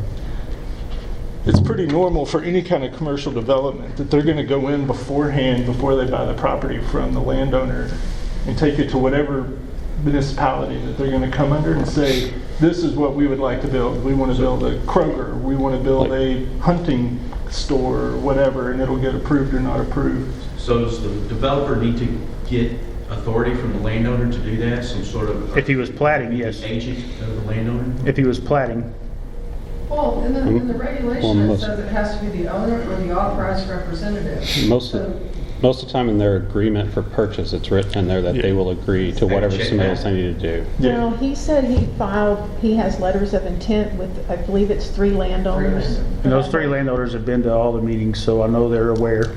But they're not, a lot of times those are filed with the county clerk to have a record of that agreement. I've searched, I haven't been able to find anything. Nothing's been filed in my office as far as a letter of intent on the purchase. That's because they're not doing the platting. Correct. So You get them because they're doing platting. That's why you see them. But in these, there's no They're not. platting, and so they're not showing it to you. And there's nothing at the Upper Trinity Groundwater Conservation District from them either. They've not submitted, because I talked to Doug Shaw the other day, and they've not submitted anything to them for water. And something else about the Trinity Groundwater Conservation District is that they will also evaluate whether the Robert does that all the time on his land deals, purchase agreements. Oh, yeah. They're not Right, recorded. they look, 3 years, they do 5 years, cumulative 7 years. of all the draws They're not coming out of recorded, the- though. That's So what they're going to look at whether or not that water will continue having water. And sometimes they're proprietary. Well, they, In certain states, Yeah. So they they have may to be not found. even get. Yeah, but a lot of times, Exactly. y'all don't want, wells. Exactly. y'all don't want people knowing who's So buying I it, have a so. question.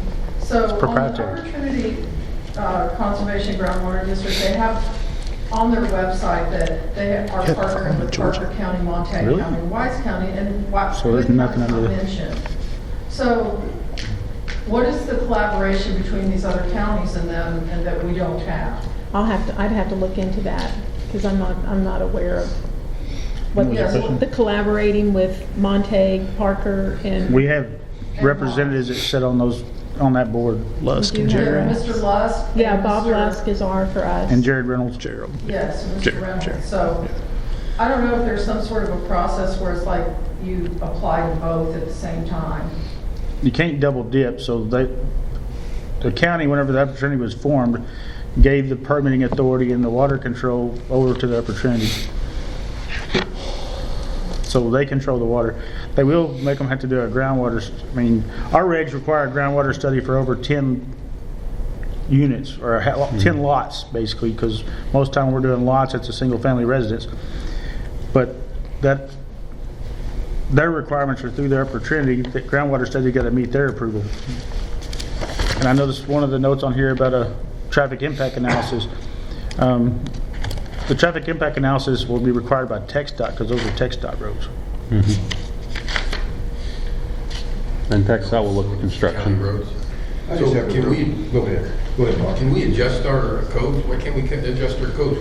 Because this was for residential stuff years ago. Now we're in a new generation. That's what We can adjust them, but we've got to do it within the confines of the law.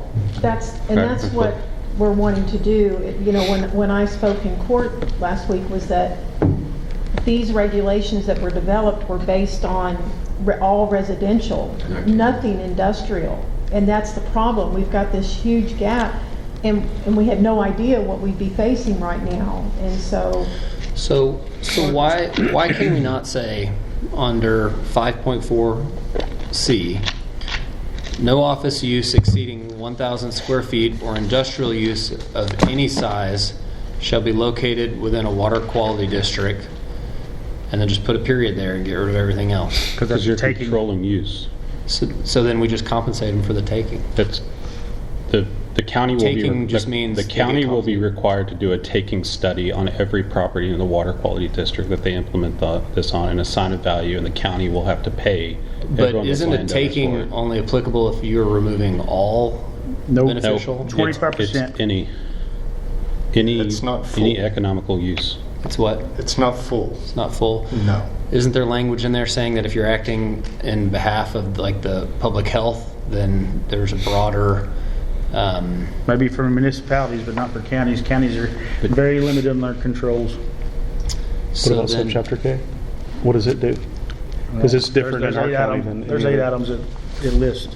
Right, and those are the only 8 items that you can building affect. size, so then I don't understand how we're not doing a taking by saying you can only build 1,000 square feet unless you put in. You're not making it impossible. You provide them an opportunity to centralize water and You wastewater. can't make it impossible. You got to give them a hurdle. Well, it's not impossible. It just has to be under 1,000 square feet.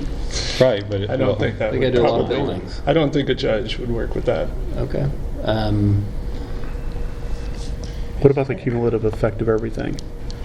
You know, like going back up to the 10,000 foot view. So think of and, like- and just talking air quality for a second. You know, right now we're considered an attained district, attained county, but the reality is our numbers are above. Yeah. We're not attained. Well, Yeah, so we're above 70 parts per billion. And let's take an extreme example. What if 20 data centers wanted to come to Hood County? How do we protect the ozone levels from being such? They don't let you use aggregate. They don't let you to do plus Who? one. plus TCEQ? one. Yeah, the state. For any Okay. kind of study, which is very disingenuous. But the in real EPA life. has an effect on that too, correct? maybe by an administration. Right, okay. Right. So it sounds like, Mr. Head, you sound like you're the expert as far as these codes. I've been doing it for almost 40 years. Okay, so can you find anything in there at all that we can protect ourselves with? Number one. Number two, they've got 45 days to meet this concept agreement request, correct? If they don't meet it, then this deal's done? The water's the scariest part, but we don't control the water. Our Trinity does. So But isn't that part of that 45-day plan? That they have to submit? Do they have to have approval? They have to have permit approval. No. Do they have to have a, no? They don't have to meet the 45 days. Even like a preliminary approval? Nothing? So you have to submit. everybody's treating this concept plan like it's the site development plan. The Probably site just gotta development show plan they is the more submitted. thorough plan that's going to have more information on it. Concept plan was never meant for this. I guess. Put in here compliance within 45 days, compliance with requirements. Right, I don't believe any of that's valid. Okay, well, I know that this was put together based on what we currently have on the books, and then again in conjunction with sub K. So circling back to the question of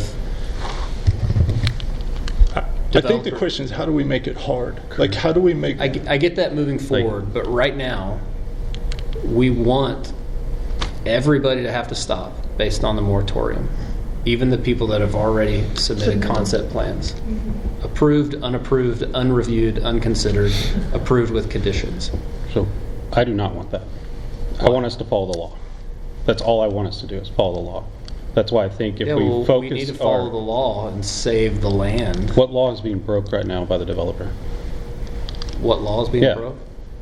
Nothing, they're just submitting Right. things. But that's what I'm saying is that like, I would say that there's really nothing that we can do about that. The county has taken this route But with doesn't state council law, help. like, don't we need to appeal to, first of all, obviously, I think you have an argument that if the citizens of a county want real change on the data center stuff, they need to be focused on their state representatives. Because like the counties are bound to their powers given to them by the state. yeah, I think it's up to the people in this room, I think. When we go back to subchapter K, we think we can expand it. And we all know that the state won't even address this until next session if we're lucky. Subchapter K was written with the intent to control septic systems. in Control Lake County. septic systems because No, of I polluted understand, lake. But it was written before any of this stuff existed. I agree. What we're asking for is you all to find. That's the a way- history. You find a way to protect us. It really, Everything that goes up in really the air- matters what's written. I know you shut me off now. I'm not trying to shut Please, you well, off. Mr. Head, please.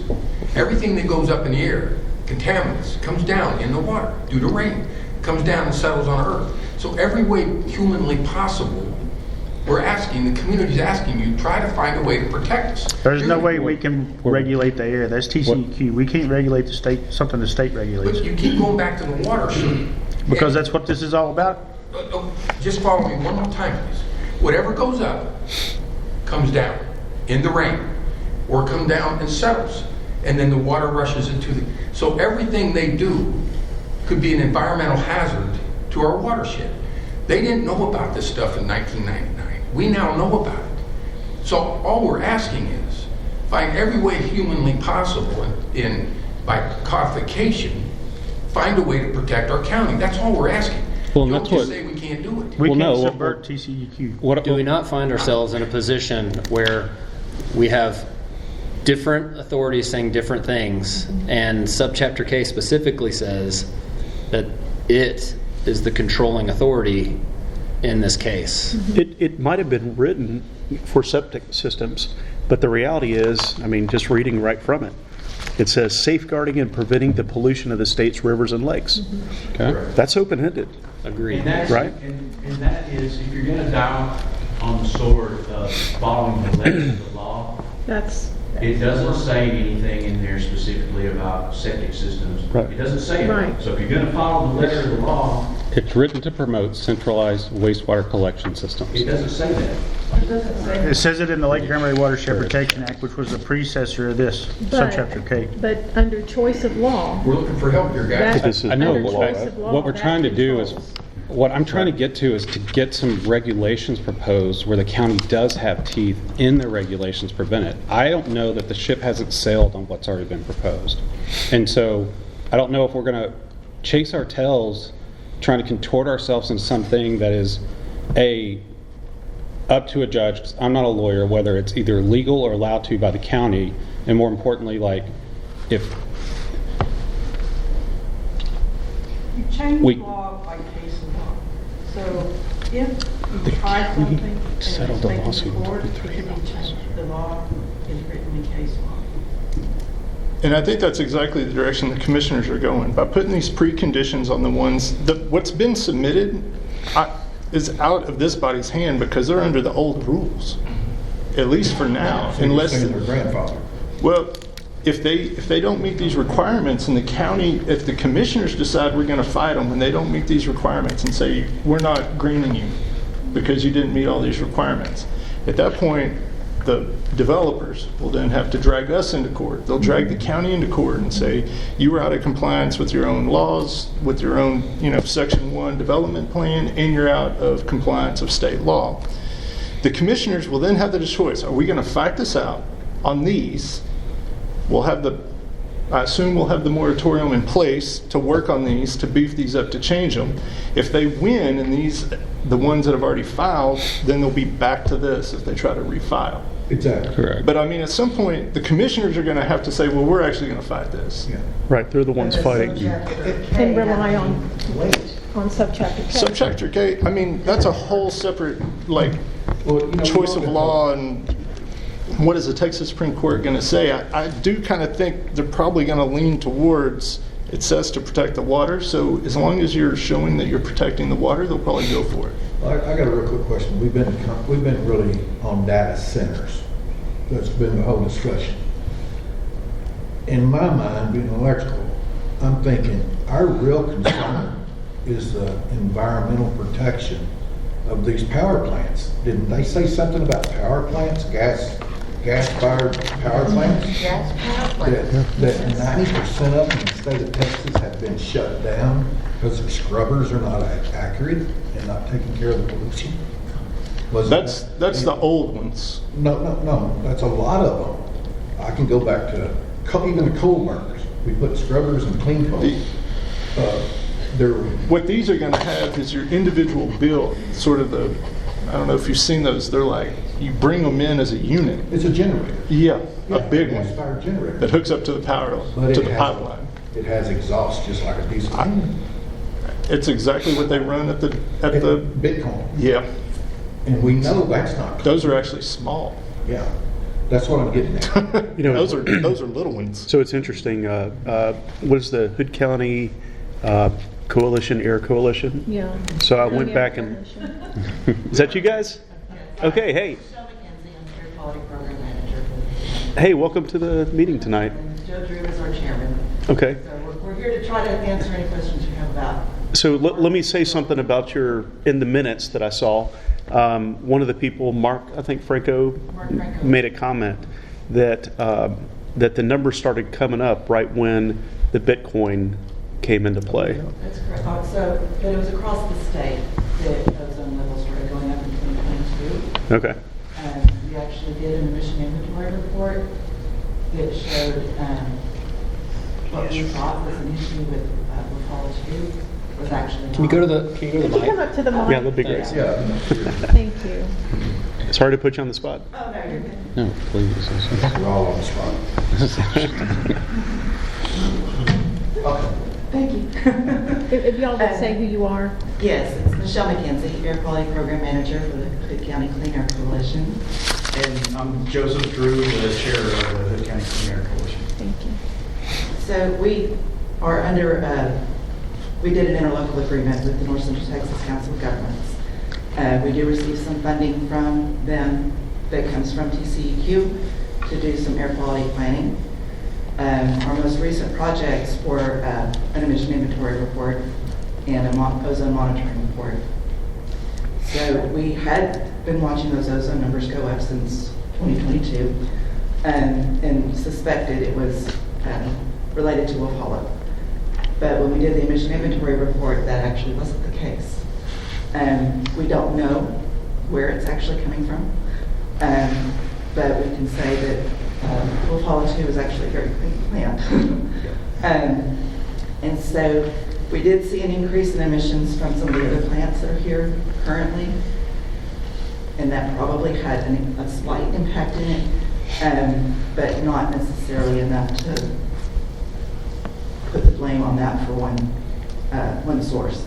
So we're actually working on our next projects, doing ozone modeling to try to see where the ozone is coming from for our area. We've always been an issue of transport for Hood County because we haven't really generated a lot of emissions locally. And so typically it's come from DFW, which is kind of. How many power plants do we have in Hood County now? I'm sorry? How many power plants do we have in Hood We County? currently have 3. 3? So you have Okay. De Cordova, which was built in 1990. Yes. And so that's actually, because of the age, Right. is one of the dirtiest plants. Okay. Then you have Wolf Hollow 1 that I came in early 2000, I want to say 2003. Yes. And then Wolf Hollow 2, which was added in 2017. Okay. So Was Wolf Hollow 2 is actually our cleanest plant. Was one after, because didn't they decommission the one that used a hot water outlet, or was that De Cordova that That used was a the hot one water over outlet? there. That may have been, That was the old De Cordova, TPNL old plant. Okay, Yeah. okay. Yes. Do y'all have a website with your monitoring locations and like your data, or like, because I'm curious, like where y'all monitor, because I was going to ask you what seasons you did that, because of wind So- trends and. the TCEQ ozone monitor is actually out in this parking lot. Yeah, it used to be down there where the roads came together, right there, kind of where the airport is. There used to be one, or right up there. Sorry, I visited it in college. It's in the parking lot Okay. right now. And I got a question. You're talking about the ozone levels going up since 22. Everybody knows what happened since the lockdown was lifted in California with the influx of cars. Is there any way that your model can tell if the ozone levels are rising? Because I've been here my whole life. The cars have tripled since 2022. So it partially, I mean, and previously our highest ozone sources were from on-road.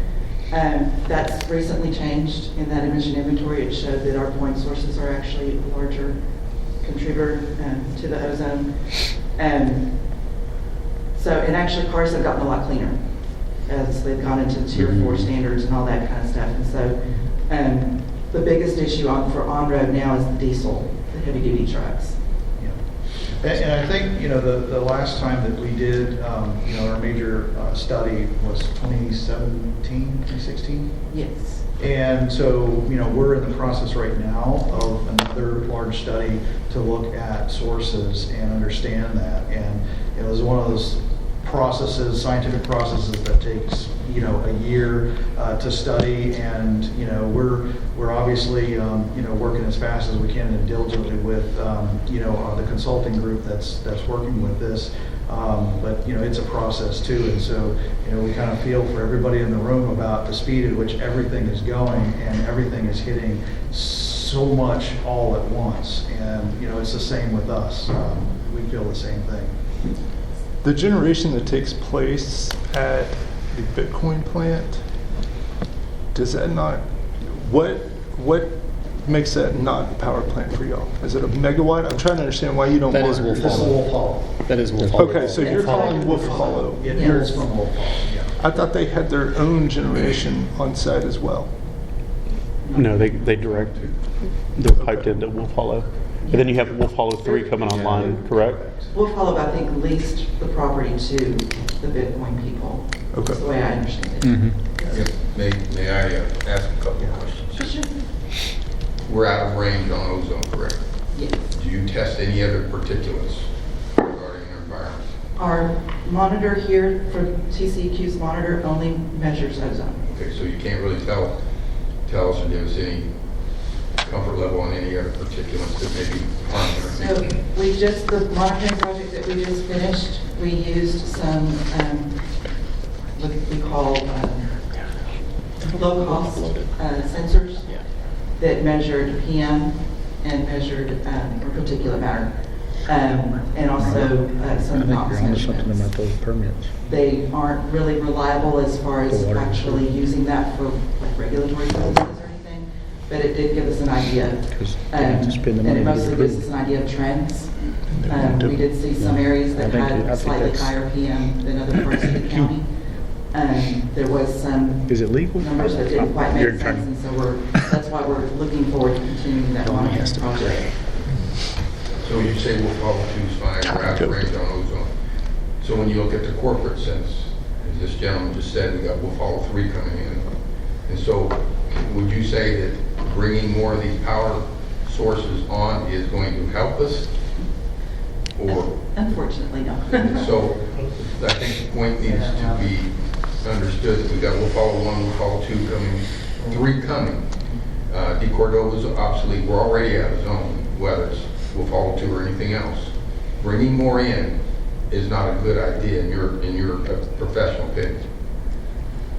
Do you want to talk some numbers? I think this is a good opportunity to actually show talk about the numbers that our EPA monitor reports and where we're at there and what we are currently at as far as the ozone creating or generating chemical or compounds.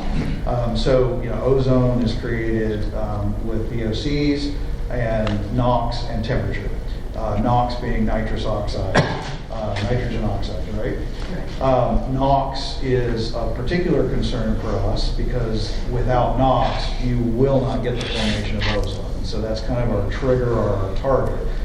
So to understand kind of where we are today, a good baseline, our current EPA monitor for ozone is reading at 75 parts per million. Parts per billion. Parts per billion. Yes, and that's 75 parts per billion. So that was Billion here, billion there. For 2025. So ozone season typically runs March 1st through the end of November for the North Texas region. So right now we're in the low number readings because it's winter, because as Joe said, it's triggered mostly with heat and sunlight. So ozone season, typically high numbers are really in the summertime. What we've been noticing over the last few years is that's as we have warmer falls and warmer winters, we're starting to see those ozone numbers go up even in September and August, August we always saw, but we're starting to see those numbers continue into September and October, which is highly unusual. But it's just as the weather changes and climate changes, that's what we're seeing. Speaking of heat, would the heat generation from the data centers and the power plant add to it and make it worse? Or is that hard to say? It's hard to say. It's potentially, and it's hard to say. It's good questions for the scientists at universities to study at PhD level. We just are unsure, and so many in aggregate adds to that. I think it was mentioned before, one power plant and data center is one thing, but when you add 2, 3, 4, 5, all in one cluster, the aggregate is of a concern. Sure. And so, understanding, where we are today, so our current ozone readings, we talk about attainment and non-attainment for the ozone standard. So the EPA says you either attain the standard or you do not attain the standard. If you do not attain the ozone standard, here are a number of things that you will now need to do. So everybody knows, like over in the DFW area, you get the wonderful extra tax of having to do your emissions on your vehicle. The little snorkel's attached and they run it, and sometimes you pass, sometimes you don't. You gotta go fix your vehicle. Here in Hood County, we are currently in EPA attainment. We attain the standard, we meet the standard. What we have been seeing, however, is in the recent years is our ozone readings that go to this attainment or non-attainment has been going up. And it's at the point now that it exceeds the 2015 standard. So the 2015 ozone standard, we're in exceedance of that as of our last readings.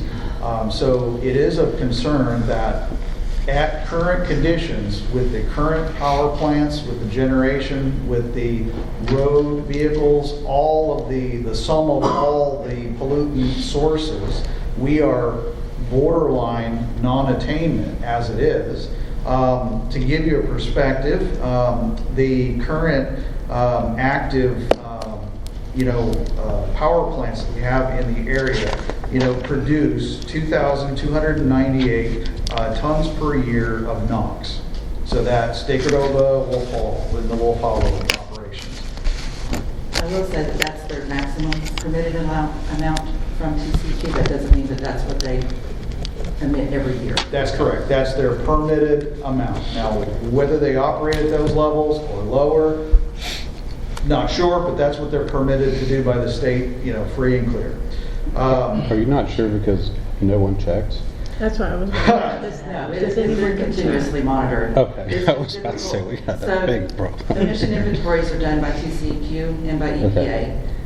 They're not publicly released as a collection of data about once every 3 years. Okay. So, as I was talking about our emission inventory report that we just did, the most recent data that they were able to look at was 2022. Is that when they reassess, what is their reassessment on non-attainment versus attainment? So if you had 10-year run, you have the peak year that technically you're out. So it's based off of a design value. Mm-hmm. So they take the readings of the monitor. The fourth highest reading for 3 years is averaged. Okay. So it's we always kind of think of it as baseball. So you get 3 strikes and then that fourth one, then you're out. So last year we actually had 4 exceedance days. Okay. So we had 4 days that were over 70 parts per billion at that monitor. And as I said, that averages out. So for 2025, we looked at 25, 24, and 23 data to come up with our design value that's reported to EPA. So it's a 3-year running average. And that way it takes the highs and the lows. Yeah. The one that we exceeded on, is it the one you're saying is in the parking lot? Yes. That's I have a quick question on that. It's all the hot air for me. Exact thing. Most power plants that work on have sensors in the exhaust. Okay, 99% I've ever worked on, right? Yes. And they're set after the scrubbers, okay?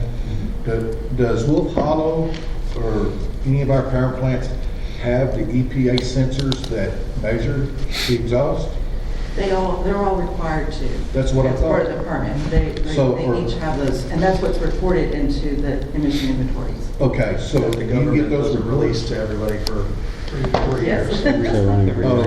okay, every 2 years. Yeah, Okay, I got you. Yeah, that's right. That's right. So I guess where I was going is it's a running 3-year average of your top 4. So there's 12 weighted values of your highest 4 readings. And There's as been we move into talk about 26, changing to where they then can do a 20, cluster study and say they want to build X. 23 would drop So off. let's look at what So projects is it would- once But they don't allow you that have yet. that running They only average do one. exceed, you are now And so- out and you are... No, None it's a of, process. not one project would crush it. Does it make Because sense? what I'm trying to understand. So is like- when he said cluster, I was like cluster study, that's why they can't We do are it. over right now. But they've talked about changing that. Go through a designation But- process through EPA. Okay. I don't think they'll do it. So EPA, under the last administration, was going to approve a new standard back in 2020, I believe. But they decided there wasn't enough data, and so they wanted to review all the data that was available. That took a long time. So by the time that they were ready to, they were supposed to make a decision in 2025, then we had the change in the administration. That was basically kind of put down as a lower priority. And I don't really know what the status is of the review of the data at this point. So until that process goes through where all of that data is reviewed and they decide whether to retain the standard or revise the standard, that's when it triggers the designation process. The designation process itself is a 2-year process as well. So once they decide this is the new standard, this is what we're going to implement, they ask states for recommendations first. The states make the recommendations to EPA. EPA has a year to, so it's 1 year for EPA recommendations, 1 year for TCEQ recommendations, and then they go through the process of whether they actually want to designate one way or the other, and then they issue 120-day letters saying, hey, we think this is going to happen, and then you can reply back if you think you agree with that or disagree with that to make an argument to try to stop that. And then you also have the fact that under a designation process, you have like 5 levels of classification of non-attainment status. It starts out as marginal, goes to moderate, goes to severe, and then extreme, and I'm missing one. And so that's the issue that DFW is facing right now, is that they're sitting at I believe it's an 83 design value for the DFW They're not area. going to the next subcategory. Yeah, so they've been non-attainment for a long time. And so they are actually at the point of being classified as extreme if they don't meet attainment this year, which is not likely to happen. So that's a whole another thing that we don't, we're not facing that at this point. So I sent a question in to the EPA, just out of curiosity, and maybe you can answer it for us, but we have 4 power plants that will be online probably by next year. And then potentially 4 more added in. Is there any other county in Hood, Texas that has 8 power plants inside the county that we know of? That's the question we were discussing earlier, and I honestly don't know. I would suspect maybe near metropolitan areas. The attainment question is really probably why, or part of the reason why that those plants are coming here is because the counties around us are all non-attainment. A lot of it is going to depend on what's the threshold of what you call it a power plant. So there's this threshold in the state of about 75 megawatts that if you stay below that, you kind of stay out of that purview. So you can go up to like 74 megawatts. So like if you go into Harris County, Harris County is Houston. They got a bunch of small ones. They have built a bunch of small ones because their grid would fail. And so they have put in a ton of 74 megawatt gas power facilities around to keep their city running. Okay. And that's the cost of a non-attainment designation, is if you do try to bring in anything industrial, you have to initially find offsets, so you have to find emission credits from somewhere to offset the emissions that you're creating, in addition to costs, there's costs affiliated with that credit system as well. And if we were actually in non-attainment by our numbers right now, where they designated us non-attainment, it would be tougher for them to come into our county. Is that correct? That's I was just going to ask that same thing. Yes, it would make it much more difficult for them to. Can you model the effect of the additional plants? So it would be better to be in on. So, modeling, is something that is a bit of a challenge. There are ways that we can look at it. Right now, we have begun the study of just the point sources that we have and understanding, the sources of our emissions that we currently have. What we've actually done is taken a look at just the permits. So what are the operations, specifically the power plants that are looking to be associated with the data centers? What are they applying for? And then what do we currently have actually operating? So we'll follow the day code. And that's where, to put it in perspective for everybody. So that's where, permitted tons per year of NOx, which is an ozone-forming compound, currently active is 2,298 tons per year that is permitted that they can emit up to in this county. What we have been able to pull from TCEQ's websites, from the permit applications that have been applied for, Michelle and I kind of parsing through the gobs and gobs and stacks of data to actually find these numbers, what has actually been approved at this point. They have a standard permit, they have approval by the state on the air side to continue, is 1,760 additional tons of NOx that would be permitted up to that number. And then there is an additional operation that is applied for an additional 294 on top of that. So, that's a lot. Again, that would put us at a total of 4,352 tons a year of NOx that would be permitted just in aggregate for this county. Right now, currently, only 2,298 are permitted and operated.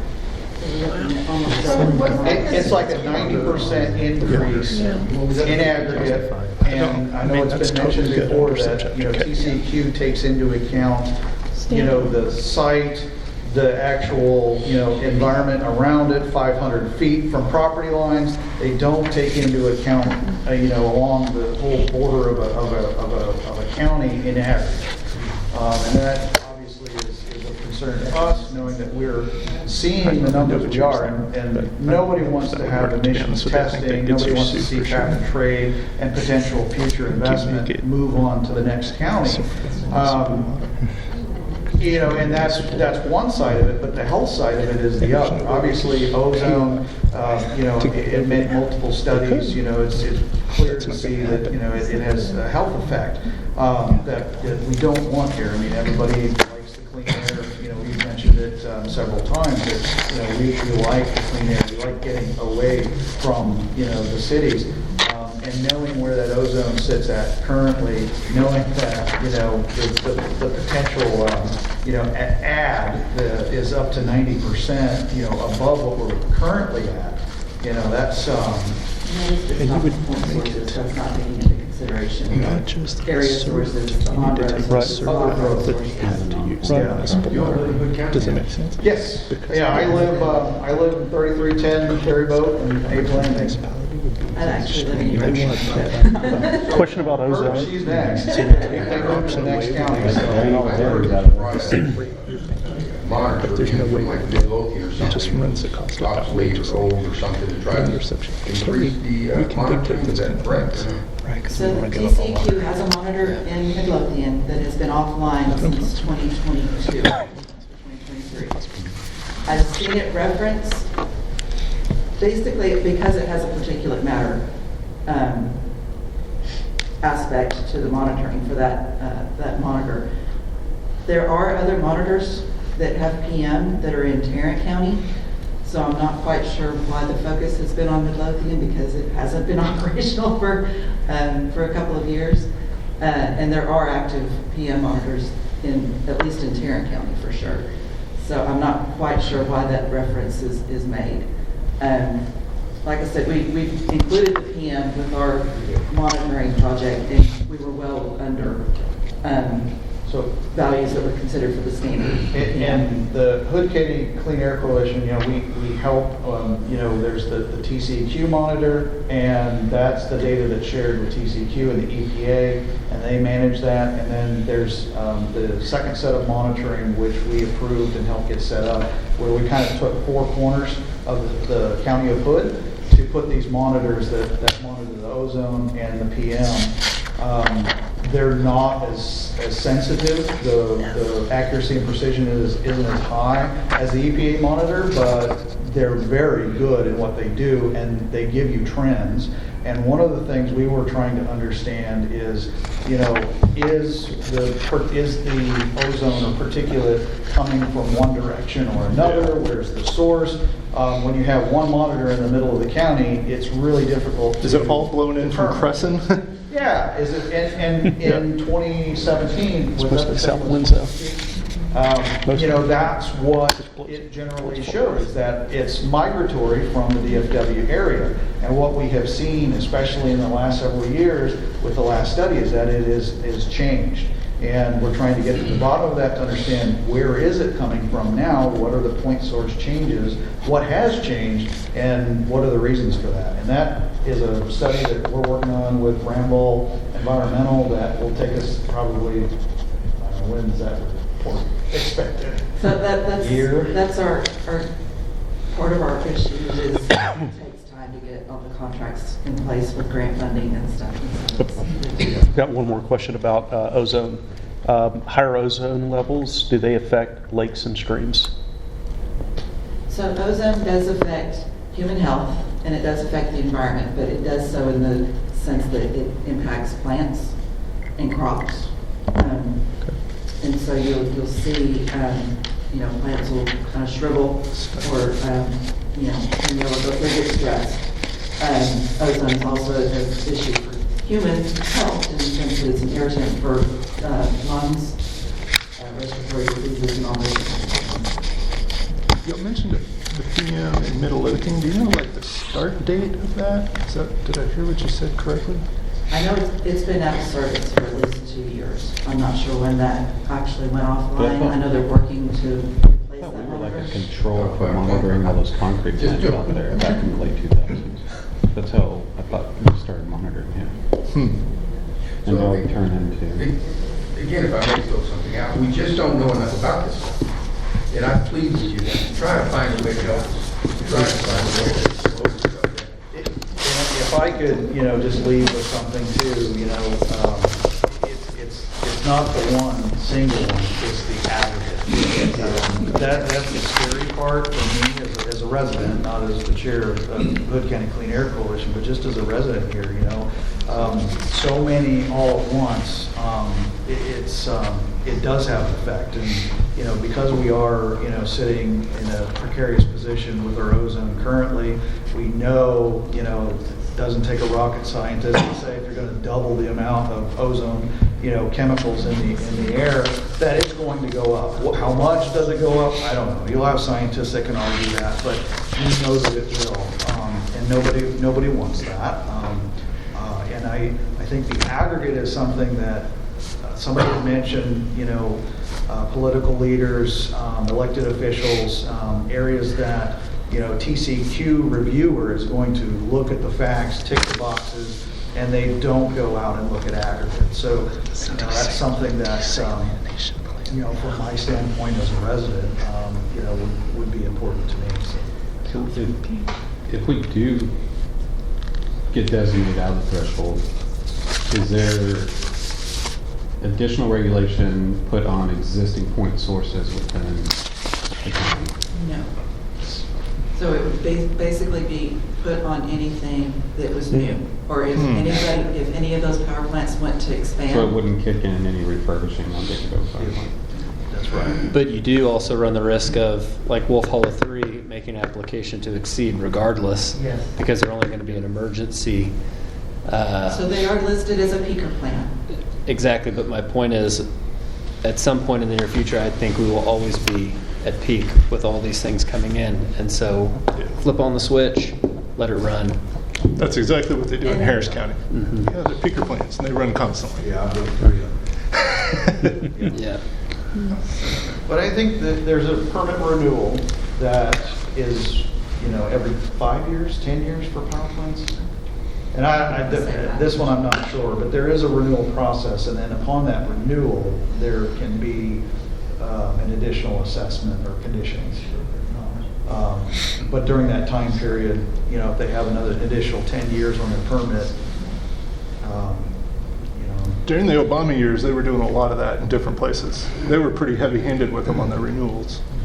But us, unlike Harris County, and I was working down there locally, Harris County put some of their power plants in Orange County and over toward Beaumont. Also up by Lake Livingston, which is, can't think of the name of the Polk county. County. Yes. Yeah. So they spread theirs out to tie back into the grid in different counties, not to exceed their environmental air quality. I understood. I didn't build the one at Livingston, but I did build the ones in Orange and one in Beaumont and then one in Port Arthur, actually. So, they're outside Harris County. The ones I was looking at, they were inside the loop. I mean, they were inside the grid. I mean, they were inside the Houston outer loop. I didn't work on those. Yeah. I was just involved. Those were the ones I was involved with. They were inside the loop. But that was the reason they built them in the other counties to tie back into that grid. Yeah. And it is, it saves Probably them great some money. capacity too. And that's a much larger area. But it's still adjacent to. Right. Thank you, guys. Thank y'all for coming Yeah. in. Thank you And very come much. back anytime. Always happy to answer additional questions. I've heard them speak at Commissioners Court, but it Absolutely. always Love is so. to, share It makes no sense. It's always a budget time. Is that when I'm like, what do they do? Power plants or something like that for the future, like if, certain scrubbers or ways to reduce environmental impact, design things that are to utilize that information. So there's lots of different technologies that qualify for what the CQ defines that's available control technology. Get all the diesel trucks. And that's actually included in all of our units. So if you go to TC, So it's covered. it is covered. Hit start.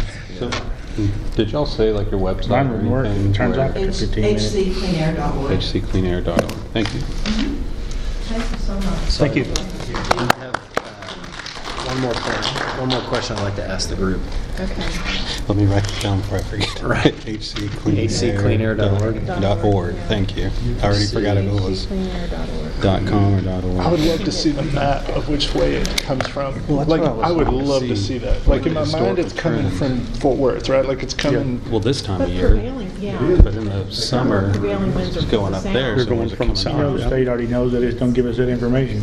Well, I mean, the wind can blow, but I mean, ozone's going to have weight, so it'll go again. I mean, it's going to push Don't get me out. talking about, because I got thrown off by Oregon over here. All right, let me ask one more question. Technically, two more questions. One, section 5.3F says, when you guys are there. I'm there. Page 32. Page 32. That's what it says. Maximum building coverage. Maximum building coverage requirement for all non-residential uses and multifamily uses, a maximum 50% parcel, tract, or lot shall be covered by buildings or structure exclusive of parking and other paved areas. Could we not add for industrial, same language, and make it a 10% rule? Since we're already talking about non-residential and multifamily uses, could add industrial there, and in my mind, because industrial has a harder impact, it should be held to a higher standard. I think under subchapter K, I think we're totally within the realm of doing that. You just look at the plain language, and that's one of the things that we can most definitely put a regulation on. My only concern would be That's the impervious cover under. It's going to affect all. that's Every that's business. my But only, that's why I'm suggesting maybe we make it a fairly specific sentence. Robert had the best solution I thought before was we added section 4 to protect the mom and pop businesses and Yeah, my fear about using that versus maybe defining data centers, cryptocurrency, AI data centers specifically, And exactly, industrial, like defining it all. it's just way too specific would be my fear of going that route versus saying, actually, when we wrote these regulations for trailer houses and bad subdivisions, like we're rewriting them because this is happening. This is current. Like, let's get to the heart of that versus saying, well, what if somebody wanted to build a bicycle factory, whatever they wanted to build? Like, we're not necessarily trying to keep them under this regulation. We're trying to keep this danger that we don't know what they're doing.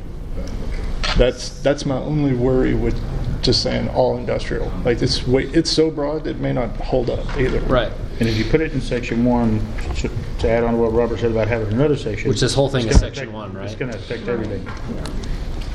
So one of the things that, Unless you limit it and say, you could leave the sentence as it is, because right now, everything is still under the 50%, technically, under this. It would catch everything that's non-residential, and then just add in, data centers, crypto, AI data centers are going to be tied back to 10%. In your opinion, like how many developments do you see Then we're in gonna the start talking county about height. that would even come close? Unless you're going to start talking about FAR. That's not one of these recent. A lot when they're not doing 2,500 Because acres. I know they're building 75 footers. Yeah. I mean, in theory, they could build Tower of Babels. so one of the things that was asked of me, That didn't you work all, out so was well the that we first time. split up these regulations. I agree. I'm sorry. One of the things that was asked, because we are kind of on a time crunch, is that we each pick a section and read through it and look at it and suggest changes. Because any kind of changes that we suggest are going to have to go through a public hearing. They'll have to be presented in Commissioner's Court in a public hearing for approval. In an order written. And obviously, we've got voluminous regulations here. Let's split them up and each tackle a section and make suggested changes, and then we come back together and talk about them. So that, yeah, So I know agreed. you've already got some, Agreed, but mine are really like, what can we do right this second to help ourselves? Yes, I And so agree. it's not like a collective, it's not a full review. And so What section do you, like, the manufactured home regulations? That's the section mobile- 3. The mobile regulations? That's the section 3. Subdivision regulations, do you think, being most familiar with those, is there anything in those that we should comb through and look at making additions, changes, deletions in that? Or should we primarily focus on the development permit regulations? If you're wanting to use subchapter K, it can only be section 1 unless we create another section. Section 2 is 232. Section 3 is 250 something. Okay. And we're asserting that 232 essentially doesn't apply because we're not doing a subdivision, is that correct? That's correct. So in the interest of time and what we're under, we should be focusing on section. And what I was trying to say at the first meeting, I'm not sure I was getting it across very well. Our shortest path to any kind of teeth is the 5.4C. Correct. I mean, that is the closest thing at hand that could The be non-residential standards. that could be Because if we used. come through and do a section individually, we're going to have to reconcile our sections across each other, and it's And that's why I got so many piecemeal things right because now. that That's the way it's needs. been done. What you're talking about is something like, this is kind of where we were going last time, is get this in here, especially since it's not defined. Okay. It's pretty simple. You shouldn't have any inconsistencies. It's not defined. You can go in there and do it. That's in. If there's a moratorium, whatever, anyway, at least that's in. Then you come in and you really look at breaking your entire regulations down, your subdivision ordinance, and you're basically going to have to rebuild it because there's so many inconsistencies in here. But until that's done, at least there's something But and identifying. that'll be a combined effort with whoever we hire as well, right? Right, I've got a That's price like for it 3 years ago, and it was going to be $250,000. So They're 12 they to just asked me 18 month to work on it process. in my spare time, which is here and there. Doing a whole section would be a pretty monumental work. I mean, So I what think do we kind of all understand that. We wanted, for the immediate, because of what we're faced with. I mean, I guess 5.4C. to me, for the immediate, like, is there anything else we can do at this meeting to help justify to the commissioners of the county that stuff that's already submitted will also be under a moratorium? Are they going to be are they going to be bold enough to make it that broad reaching? And I mean, part of me thinks we should let them see if they're actually going to pass the moratorium, right?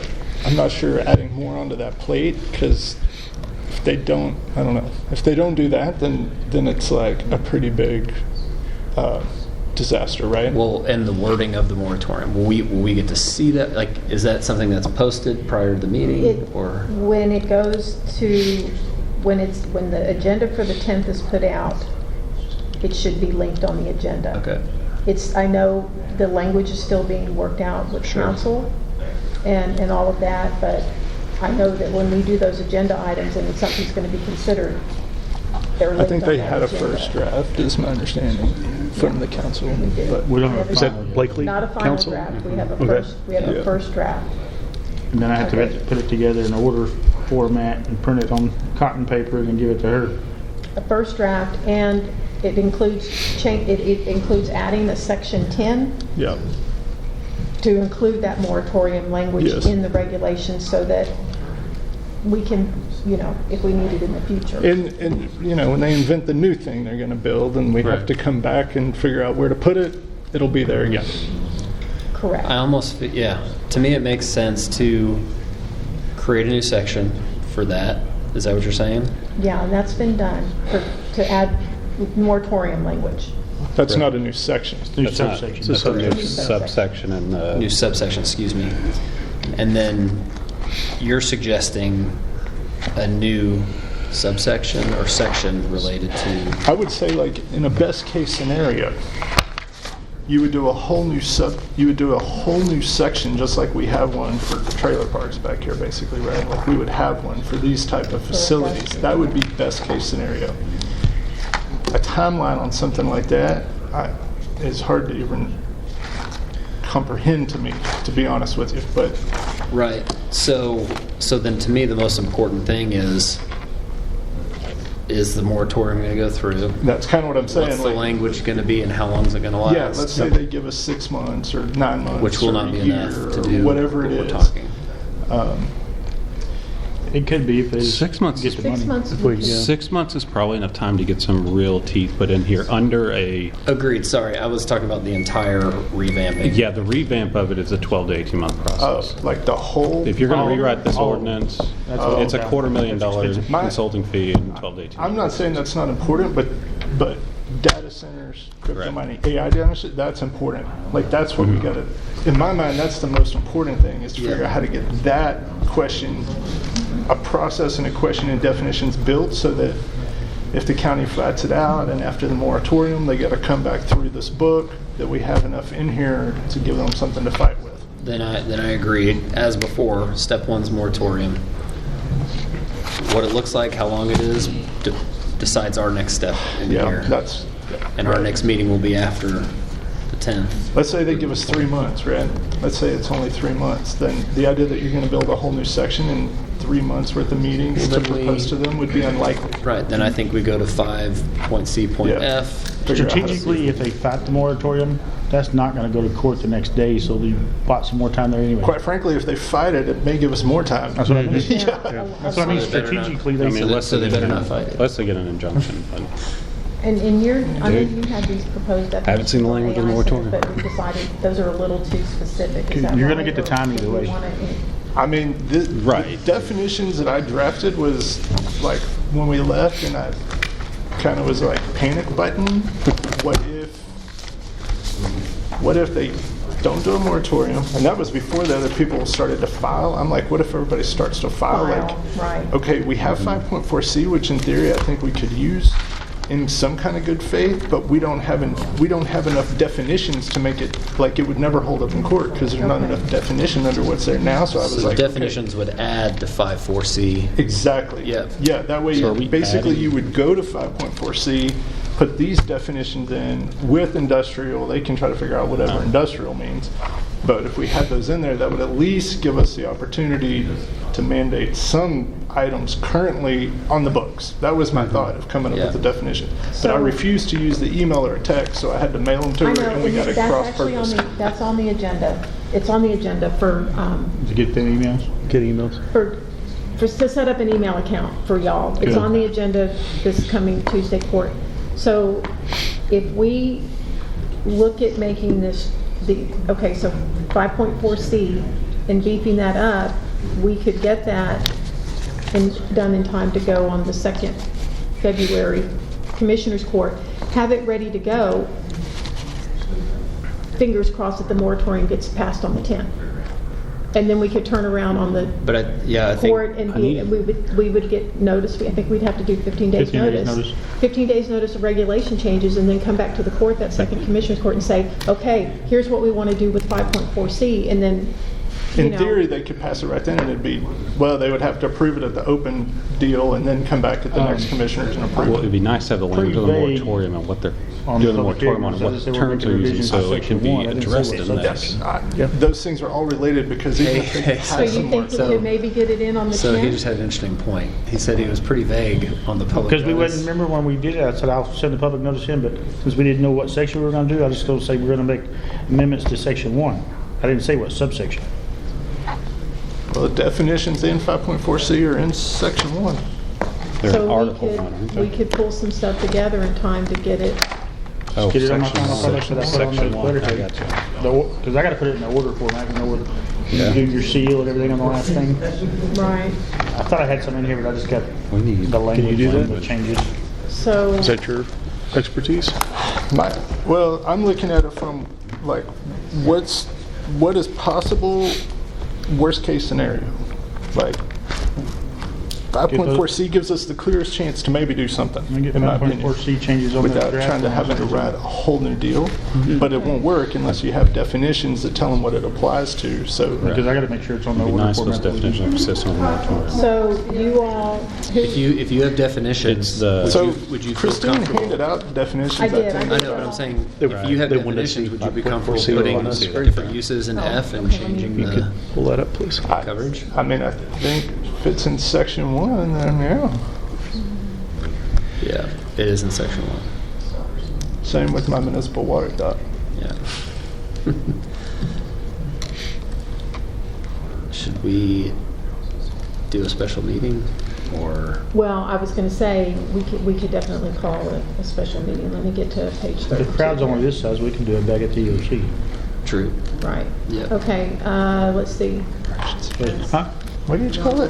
The said the EOC, the emergency command Why on, is I that don't know page what. 32 different? I always think it's weird that acronym for it. I don't know why. I don't like that acronym. Yeah. Emergency Operations Center? Everything's got acronym. EOC though, like it sounds weird to me. It sounds like the Olympic Committee or something. I don't know. Sound like a gas Or company. the used to Energy belong to- Commission, yeah, EOG. Yeah, maybe. Oh, that is. You know what? I bet that is what it is. I bet it's like too close to EOG. Like, This is it right here, non-residential standards. That's what we're Then looking they at. have Raptor beefing up. 1 and Raptor 2. Because You remember that, right? it has that word industrial in it. It's like the only place in the regulations where industrial, is that correct? and Where industrial is not defined. When they wrote it, We gotta cover stuff. Yes.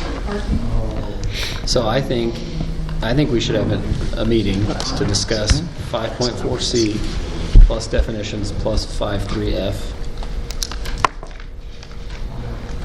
what's it? 5.3F. 5.3F. We can put it on the order. They can 5.4C. pick which parts they want to. And when would we have to have that done to have it noticed? What's the Yeah, date? 'cause we need 3 The notice days. is already sent. For the, that was- So then we just for have to have, February, then yeah. we just have 3 days notice. 3 days for us notice to meet. for put this stuff in, yeah. That is so sick. So we could, so we wouldn't be able to do it. If it went in on the 31st, if it went in, that would be 1, 2, 3, 4. Yeah, it would have to be the second court in February. We wouldn't make the 15 days. I already got the public hearing notice to make revisions to Section 1. Never mind, that's right.